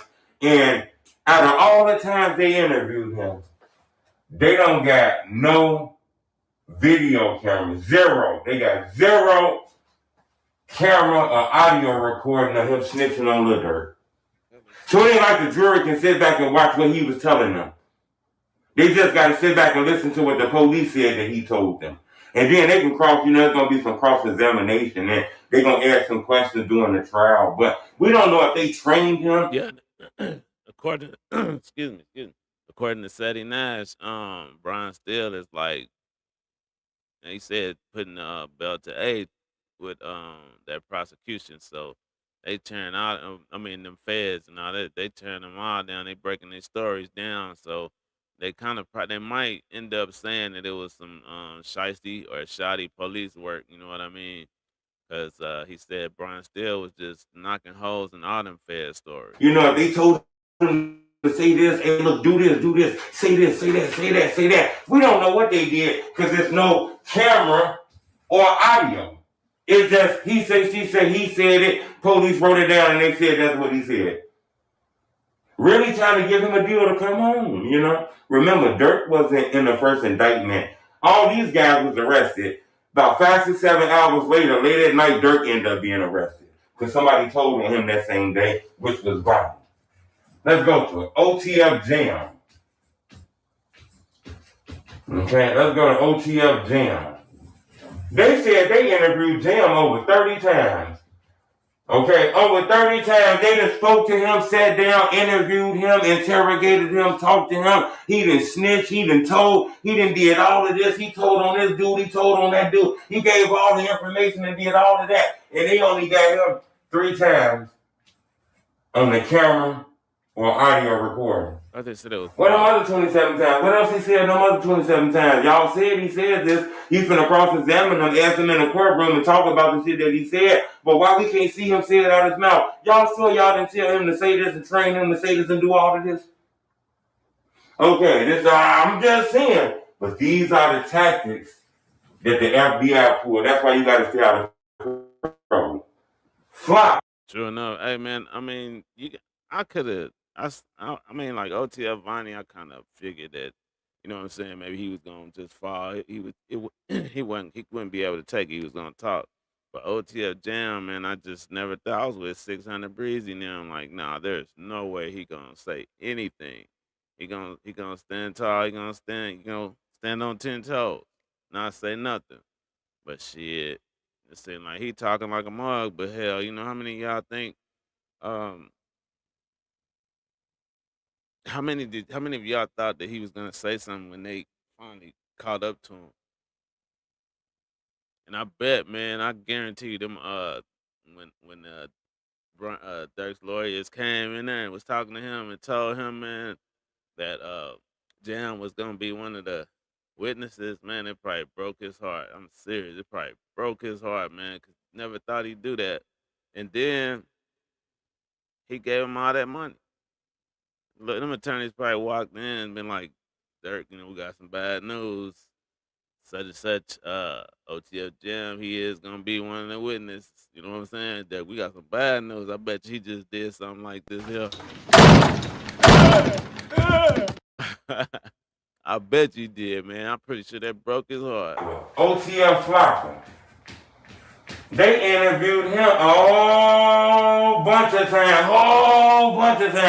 I believe they only got him 5 times on the camera or audio. But they said they interviewed him like 10, 15, 20 times, and he told them stuff every time they talked to him. They only got him a few times. I could be wrong. It could be Flopper the 3 and Jam the 5. But I believe Flopper interviewed 5 times, and you know they only got him 5 times, but they interviewed 10, 15 times. Why y'all not writing this stuff down so the jurors can see it? And it's another tactic that they get, you know, it's another tactic. So the jury is strictly relying off of what, you know, the feds are saying. So if you don't want to rely on that, then it's on Durk lawyers to prove them wrong. But he said that's what he said. Why does him and what's the dude Trench's News? Why they wear them shiesties like that? I mean, you really can't hear what they're saying. It sound like they mum. I don't know why my excuse me. It sound like they mumbling, man. I don't know why my voice is getting like that. Yeah, it sound like they mumbling, man, when they talking through them little things, man. And then them shiesties. But Trench's News, excuse me, he kind of loud, you know what I'm saying? So you can understand what he's saying at least a little bit, but that dude you really can't hear. Because it is one right here where he was talking about, now these are old videos, y'all. I'm just watching these old videos till said come out and update us. Because Seti Nash is in the courtroom, y'all. Seti Nash is in the courtroom, and I'm waiting on him to come out and update us. He came out and updated us earlier, and OTF Jam still hadn't took the stand yet. So that's what I'm waiting on. I want to see what's going on, what he said, and what they trying to tie Durk to. So I'm playing all these old videos, trying to react to them, see if we can find out some new information, maybe something that'll kind of help us kind of figure out or think, maybe put some sense to what we think OTF Jam is gonna say, because it was a lot of people talking when they found out that Jam was gonna be a witness. Me, I didn't say nothing because I thought it was a bunch of bull. I didn't think he was gonna do it. Then it turned out he is one of the witnesses, man, and that's messed up because it just seemed like they was like real tight. To me, it did. I mean, like Durk got all this money for him when he got out. I say he got him a car. I think he paid for his attorney and all. And you ain't gonna find too many people that do stuff like that, and especially in Chicago. So, oh boy, must have been putting in some work for Durk, or they was real good friends. I don't know. So I'm trying to see what is he gonna testify about on Durk. I don't know. I'm just waiting to see. So Sadie Nash is still in there. So far we haven't. He had so far we know that OTF Jam haven't took the stand yet because said came out and he said that they were still the feds were still testifying. So let's check Durk, out we the talking about trenches with these Jam and two Booney sides. Mo riding around O Block in hot cars trying to kill Money Duke or any member that they see from O Block for not sliding for Vaughn and trying to kill Richo, man. Make sure you smash that like button so this video get around. If you got Twitter, TikTok, Reddit, Twitch, Facebook Market, Lil Durk, they hooked them up. Smash that hype button and that like button, y'all. First of all, I want. Hey, but I also heard that he was supposed to be a witness too. I don't know how true that is, but they say he got some type of animosity towards Durk. So I don't know if he's gonna be a witness or not, but he sure knew a lot of this stuff way before any of us did. You know what I'm saying? So I don't know. To just start off saying to all the YNs, the young people, whatever y'all want to be called, hey, look, if this don't show you, if Durk trial don't show you that don't get out the streets, I really don't know what will, because you seen things that was worse before and you didn't. But you should learn from this one. All right, so we got to go back to this old paperwork that when it said that Lil Durk was in the threads with Booney Mo, Zoo, PW1, we didn't know it was Jam at that time because they had co-conspirator 2 as Jam. Now ain't no co-conspirator. It's PW1 now. Ain't no co-conspirator 2 anymore. They superseded the indictment. So Jam is PW1. You had Bezu up in there. They put his name out there. Devonshea Collier. They put him out there. Booney Mo, they put him out there. And they said that these guys was riding around O Block trying to kill Money Duke, and they was trying to kill Richo. Because him and Durk and them got beef, and they said that Richo was trying to extort him. But I don't think your homie them asking you for some money or something, that ain't extorted, man. If they ask you for buying money for the killers or lawyer money for the killers who got locked up in the name of you. So I don't think that's extortion. I think they was standing on business because they know that you block hop and every block that you went on is into it now. So the thing with Money Duke that hurt, it's one thing that a person mess with your sister, your baby, your brother, his baby mama. That's one thing. Your brother was sleeping with everybody girl. He was sleeping with everybody girl in O Block. The people who ain't had no money, he was taking advantage of it because they had bad girls. So, he was taking advantage of them. So now, Duke go with Fat, and everybody got a problem with the internet. Hey, look, bro, if Fat go with anybody that's not aligned with D-Thang them or what's her name, she gonna look bad to the public. If she go with an op, she gonna look bad. You with them ops. Anybody that Durk and them rapping about she go with, people gonna have something to say about it. So they gonna have something to say about it anyway. Hey, but look, this what I tell you. I wouldn't go with my homie. I'm talking about my homie girl. I wouldn't go with her. I wouldn't talk with her. I wouldn't want to sleep with her. None of that. That's my homie girl. Even if he gone, I wouldn't want to. But look though, Money Duke If he did go with Fat and everything, man, and D-Thing gone, and as long as he's standing on business with her kids and she happy, should nobody have nothing to say. And that's all I'm going to say about that. But to know that Lil Durk was trying to kill Money Duke, a person that Vine love, like, it's crazy, bro. That's snakish. That's snakish because Vine wouldn't want you to even try to play with Money Duke. Like, he might play with him. Y'all might heard that him and Money Duke got into it or whatever, but that don't mean you try to do it. And Lil Durk, according to the feds, and I believe in that, man, because everything they saying is coming out. Brother Hassan told us that Lil Durk was trying to put belt to them. And it's true. So this how it went. O Block knew that Lil Ted was the spy. He was the spy over there. And I guarantee 9 out of 10 times, O Block called the police on Lil Ted. Now, why I say O Block called the police on Lil Ted? Because I seen them do it before. I seen them when a person from another block up in there getting money or anything, bro, they getting their shit raided, bro. I seen it. They getting it raided, bro. They don't want nobody. If you ain't from over there, they don't want you serving or none of that. So everybody that's in there, they cribs and got raided and shit. You can ask. This is public record in history. What I'm telling y'all about. So they called the police on Lil Ted. The police come straight up to Lil Ted. Out of everybody in the store, they walk past people, let people out the store to get to Lil Ted. Grab Lil Ted for the gun that had a body on it, you know. And then that's where him and Jam got lost at, you know, because Jam told the man, you know, when Jam found out, hey, look, bro, get rid of the gun. He didn't. I told y'all that. Firsthand information. Well, you know, he's saying Lil Ted. That's the video we watched earlier with the guy that was crying. You know what I'm saying? That he's his little Ted, but also called Baby Threat. OTF Diddy's brother. You know, he got caught with the one of the weapons that was used in LA. So that's what he's talking about. Oh, Lil Durk, he trying to kill Money Duke now. Now I know the little shorties now from O Block, they end up beating Durk out. They went down there. They went down there, supposed to go and do a hit. But they didn't do it. They took the money and then they end up trying to rob somebody. And the police chased them and then they went to jail. So they never got a chance to go and get at Quando and them or Lil Tim them. And Durk was pissed. Durk, you see it in his raps that they using. Vine dead. Go and put money on a hot car. Go and get money for a bond. Like, why is we putting money on this shit and you got all the money, nigga?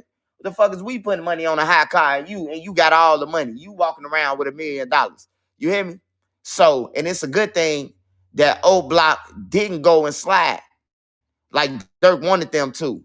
They was already under watch, man. O Block was already under watch. You remember when Doug got killed? The DEA, the FBI, ATF, all of them walked through there. And then they was playing with them. They was saying smoking on brick and all that shit. And the police said, what? And he smiled at them like, and then, you know, they in jail now. But just to know that, you know, Lil Durk, he was trying to kill Money Duke now. He was trying to kill anybody from O Block that he see. Now, that's just bad because what if a person don't even know what's going on with them? Like, he don't hang around, y'all. You know, Vine don't let everybody around him. Just because O Block big, you know, everybody ain't hanging with him. You probably see people walk past, Vine might smack him on the head. That's a project. That don't mean that you hanging with Vine. So just to know that they was going to ride around and anybody who was outside the gate who looked like they was beaty, that was going to get shot down, that's wild as hell, man. Yeah. That's wild, man. The stuff that's going on with Front Street and O Block and 600 and all that is wild, bro. When I was in the streets, one thing I could say, when I was in the streets, all the BDs was together. It wasn't none of that. And the BDs been went to jail for a RICO. It was still structured. It wasn't no you in tour with them or you shooting at the guys. You was going to get beat up, bro, kicked off the block or whatever. But now you can go on tour with these guys and then you end up opening a back door because some of these guys build a relationship with them and you don't know what they did together on these blocks. They didn't kill people probably together and then you coming away and doing back door shit. So now your homie give you up and you open that back door. But yeah, man, Lil Durk done. Jam is testifying to some critical information, man. You know, and it's firsthand information. Like you waiting on OTF Jam. So far, he hasn't took the stand yet. So waiting on Seti to come back out and update us. That's what I'm waiting on. Until then, I'm playing these old videos. But I was just thinking, like, man, Like he was saying that they was riding around O Block just trying to find anybody that was affiliated with BD and they was gonna knock them down.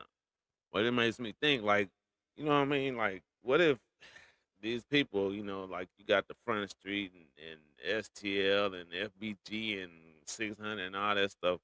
So these guys, they got cars, they got different cars they ride around in. I'm pretty sure they ops didn't see them. But just living in Chicago, you know what I'm saying? What if you turn around and you cop a vehicle, nice vehicle, man, and it's actually looks like one of the cars that these guys be riding around in. And you just decide to go down that street, Martin Luther King, because it's in the middle of both of them.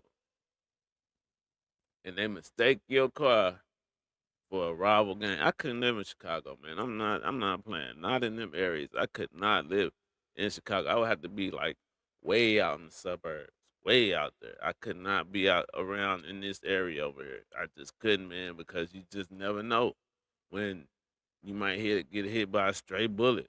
Or people just start firing in your car because they thinking you somebody else, man. That's dangerous. You could tear Jam down and say, oh, you went to jail for shooting people. Yeah, that's what I do. I'm for hire. People hire me, and then I go and shoot people. Hey, look, I got to listen to this part, bro, because the reason why I did this video, and I was finna go live at first, but I did this video, man, because I had to show the youth, like, that's crazy, bro. The man said, we didn't kill all of the ops, so now it's time to put belt on the guys. I just want the kids to get out the streets, man. Let's listen to it. It don't come as a surprise. We didn't kill all of the ops. This shit ain't got dry. We want to put belt on the guys. Smirk is the voice. You heard what he said. Some bullets behind it. We ain't finna tussle. Hey, yeah, man. If y'all don't look at that like weird, like it's getting weirder and weirder in the streets, man. Like the back door is wide open. That man said, we didn't kill all of the ops. This shit ain't got dry. It's time to put belt on the guys or whatever he said, man. That's like, crazy. You finna really go and kill your homies now. And then they into it about nothing. Just think about it. They into it over females. They into it over nobody killing or none of that. That's why I say it's very important. Do not link with nobody. Allies used to be good to have somebody who you can know and that, but you don't want to link up with nobody. You just want to be cool. Hey, look, I'm cool. I breeze through your block. That's about it, bro. You don't want to be standing still in no photo or no video or none of that, bro. You're gonna die. And I know that Lil Durk was trying to really kill Money Duke, bro. Like, for real. And Money Duke sensed it. It was tension. He turned off Lil Durk music while he was sitting in the crib. Lil Durk music came on, he turned that off. You know, switched it to King Von. Like, you could just see that it was in the air. And for Bezu them, Bezu and I seen all them. Yeah, Free Duke, that's my boy and all that. Bro, y'all know he was going to kill him. Y'all was in the threads. So to know this and to see it in real time, to watch all this play out, because we watched everything play out from when the feds wasn't here. We watched when they was up, when they was flying on. We seen it raw, live and raw. That's why it's hard for me to play crazy like, oh, man, Durk ain't do none of this and all that, man. Look, bro. Hey, look, now I believe it because they came out with nice in black and white. So I definitely believe it. But, you know, I'm like, man, ain't nowhere in the hell Durk doing no sliding and shit. And he got all his money and stuff. And the feds proved us wrong. Lil Durk was out there sliding. Now, I knew he slid in the past, you know what I'm talking about, before he was famous and shit like that. But I ain't know that he was still out there sliding. And he must have been real aggravated that O-Block then stole his money. He went to go and slide because he had O-Block. He paid them. And these facts, he paid O-Block. They didn't slide, and then he took it upon himself. And now the last person that's alive who he with is going to tell that he was in a car with him and that Lil Durk shot. The only person that's alive for the Weatherspoon guy with the King Von, Lil Durk, and Bezu and AAB Hella Bands. All them dead except who? Durk and Weatherspoon. And Weatherspoon is saying that Lil Durk shot him. You hear me? Like, it's just crazy, bro. Like, you let your friends and get you in all this bullshit and you engaged in it with them. And now all them, they want deals. But the only thing about they deals is it could be a deal for this. They can't promise you nothing for the Vicar because that's in Chicago. So the feds can't, they could put in a word to the feds like, hey, look, he got some valuable information for y'all, and y'all should take in consideration. They could do that, but they can't tell the feds Chicago what to do. The feds Chicago, they really want Lil Durk to come home. They want him to come home so they could do him like Larry, so they could show all these kids, when you get your money, you go get your money and you invest in properties and legal stuff and take care of your family, go on vacation and make memories. You don't engage with people who ain't got nothing to lose, because they ain't got nothing to lose. So they kill. And So that's what I say. I say, man, if he walks on this one, then they're gonna get him for something in Chicago, especially if OTF Jam testifies. it's time to go in. And now they still ain't got nothing to lose. So that's why they gonna tell on you, and then you finna lose everything. The only thing that's crazy though is that Lil Durk was a Grammy Award winner. He was in a spotlight. He got the biggest features on earth that people can't even get. And then you crash out over some people that's dead. Now I know people saying, man, he stood on business, bro. He ain't standing on business. His kids is his business. India his business. His mom, them is his people, his kinfolks who depended on him. Now everybody got to go and get a job. Now it's getting tight. Everybody got to go and get a job. Everybody either they, if they ain't got no business, they going back to work. Motherfucker got to come out of retirement, man. You could retire people, but shit, if the money comes short, guess what you got to do? You got to go and pay your bills. You can't say, oh, my son, he gonna do this. You know, like, man, it's crazy, bro. But I had to come to y'all and point that out, man. And Jam, he gonna be testifying about some murders, a lot of murders. They probably saved the cash for the Vicar because that's the Chicago with Marley and AJ. So they probably stick everything to that. Booney Mo is number 5. I don't know when he will be introduced, because we ain't never seen nothing play out like this. We ain't never seen number 4. We not knowing who number 4 is right now. And they done already sit in the jury, and they excused 2 people from the jurors. They did excuse them people. They excused them.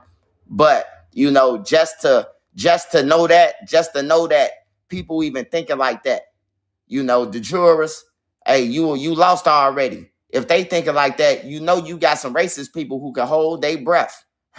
They can hold their breath, man, until trial. They can hold their breath until they make the decision.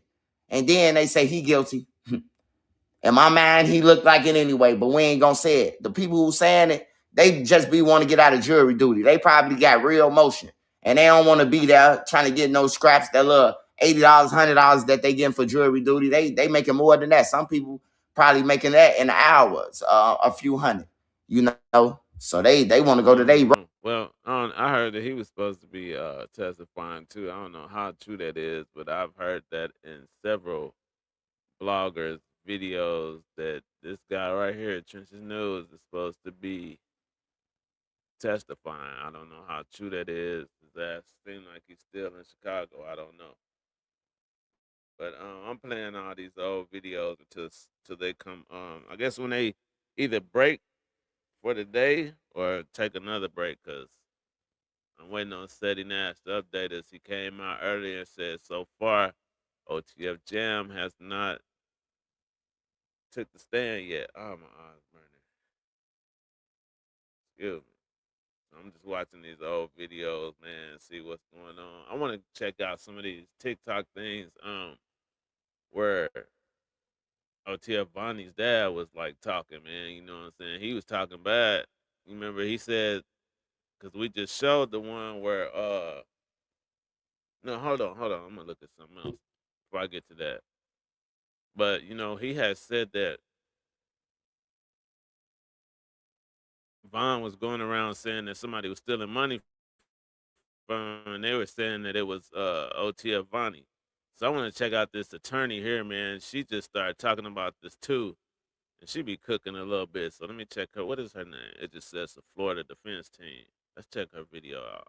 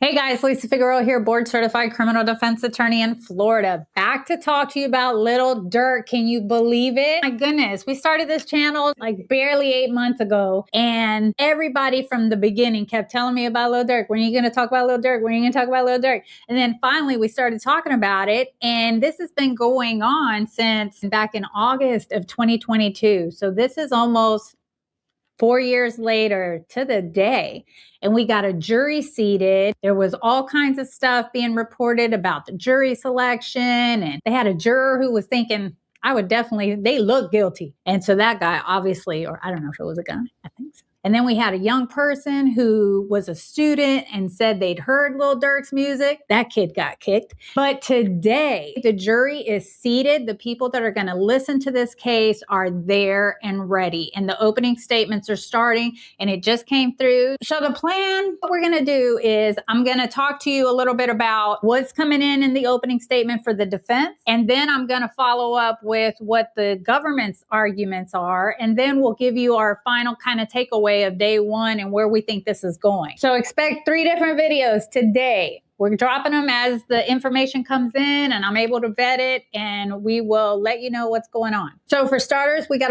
So actually, like I said, shout out to this, I guess, Florida some defense team. Hey, I appreciate you guys rocking with me. I'm waiting on Sadie Nash to come out. They should be getting ready to come out any minute now.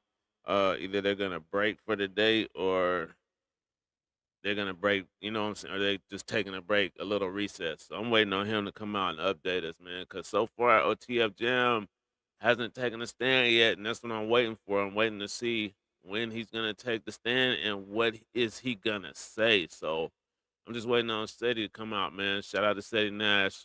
That's why I'm playing all these old videos. a reporter that was in the courtroom, and she posted a little video just before going in for the opening statements. Let's check it out. Hi, I'm Taylor Priest with Los Angeles Magazine, and I'm outside a federal courthouse in downtown Los Angeles where opening statements are about to begin for the murder-for-hire trial of rapper Lil Durk. The jury was seated on Friday, and today prosecutors and defense attorneys will finally get to tell the jurors how they say this case unfolded. Prosecutors allege that Durk helped finance and orchestrate a 2022 hit targeting rapper Quando Rondo, but instead his cousin was hit. Durk has pleaded not guilty, and for the first time, jurors will hear the competing theories for this case before prosecutors begin presenting their evidence and calling witnesses. Okay, so you hear she said Little Durk too. Y'all gave me some grief on that. Lil. Anyway, she set the stage. Basically, opening statements is going to begin. I love opening statements because this is the opportunity for both sides to just present their theory of the case, give the jury a roadmap, a blueprint of what is expected to come in. The judge always tells them what the attorneys say is not evidence, but it is good and helpful for them to see what they can expect, the testimony, the witnesses, what this case is about. And it's really going to be telling to see how they paint this, because we've been waiting so long to hear it. No, we ain't hearing it, but okay. So we're going to start off with Sadie Nash, old faithful Sadie Nash, reporting live from California to tell us about it. And I may stop it here and there because some of the things he's saying, I was like, oh, I got some thoughts on that. So let's check that out. All right, man. Live from the Lil Durk trial, man, here at the Fed building. And we've been tossed a whole bunch of lies. So let me get to my notes. Y'all know we're going to do notes out here and everything. So Durk didn't have Drew. He didn't have Brian. He didn't have any of that. He had none of those individuals do his opening statement. He had Marissa Goldberg. And the way that she crafted it, she already exposed that the feds were lying about the text messages. So when you say, don't book no flights with my name on it, that wasn't even about nothing about LA. That was about some shows and some other shit. And she said, what sense does it make for him to book it anyways? What got revealed is that Vonnie is the mastermind. Kayvon Grant is the 100% mastermind of all this shit. Him and Jim, they turned snitching. And it's crazy because they admit that the day before, the early morning, they had the location on Quando Rondo, Jim and Jim and Vonnie. And what ends up happening is they decide not to. So what happens is we find out that your boy Jim, his mouth don't stop working. That boy done operated and cooperated in over 30 cases. So you have that. Then you... Okay, shout out to all the female criminal defense lawyers out there. there kicking butt and not getting really all the credit. So I'm loving that. Why do you say that though? Because everybody's like, oh, Durk's team. It's Brian Steele, it's Drew Finley. Traditionally, and even now, you would think it's a little bit less, but even the cases that we cover, when you see these high profile cases and there's a team of lawyers, the ones who get the glory on the outside are the male attorneys, and then the female attorneys are the ones coming in and actually doing the work, doing the hard work and standing up there. But anyway, no shade to the male lawyers, but let's go, girls. All right. So the other thing is that it seems that right out the gate, they're talking about these text messages and the plan and everything had nothing to do with Durk. He's not the one doing it. He has no reason to be coordinating these things, right? And that Bonnie, which is Kevon Grant, who was in the indictment, he was a listed co-defendant, and then all of a sudden the fourth superseding indictment, he's not in it anymore. And now he's a witness for the prosecution. Him, Bonnie, and Jam. Those two were the ones that are talking. He says that Jam's been cooperating in over 30 cases. So this is obviously evidence that the defense plans on presenting. If OTF Jam testifies, they're going to be able to call him out on all the times he's cooperated with law enforcement. And this is a way to impugn or impeach him and show that his credibility is weak, that he can't be trusted, that he's doing it, it's self-serving. He's just trying to save his own skin and trying to throw Durk under the bus, but it's not based on any actual fact. And you would think, who's still hanging around with him after the 25th time he's cooperated? But more likely than not, though, I would suspect that this was not common knowledge.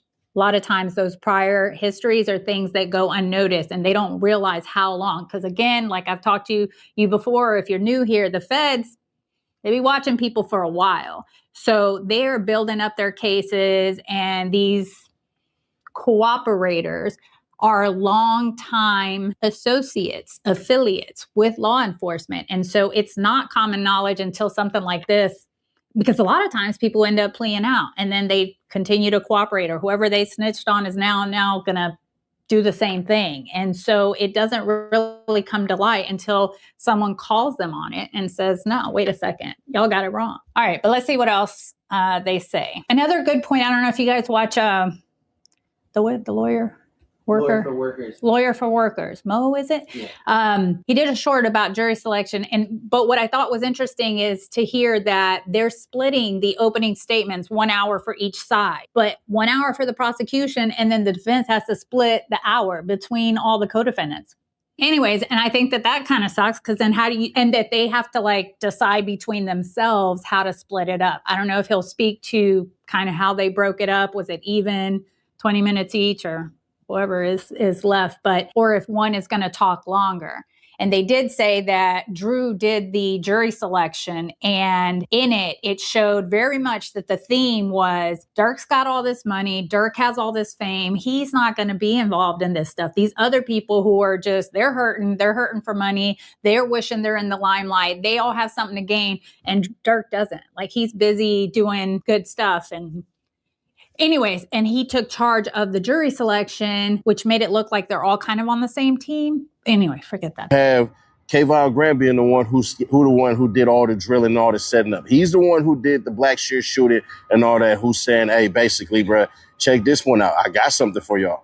I know how to do the stolen cars. I know how to get the guns. I know how to get the ski masks. I know how to do all of that stuff. So you have that. And the way that he told on Lil Durk was simple. It wasn't no, hey, bruh, Durk told me to do this, Durk told me to do that. No, he gave the feds a breadcrumb, and the breadcrumb was simply this. Hey, how this happened? Check them credit cards. So that's why the credit cards became so goddamn important. But what they did reveal today was that, hey, man, he had access to them dang credit cards because they were under what's called astronaut sounds. So he had access because of his little shit and everything that he had going on. It was not what they try to portray. So the feds, we didn't get to hear their opening statement. So you had to check on Trapper Ross for that. He got into the courtroom. It was crazy, bro. It was a lot of people, Durk's family, a lot of media who just decided to do whatever they want to do. That's on the feds to do. Okay. So again, we're only hearing one side and we're hearing an interpretation. So I'm like, what is he saying about Vonnie says it's not a straight up, hey, Durk sent me.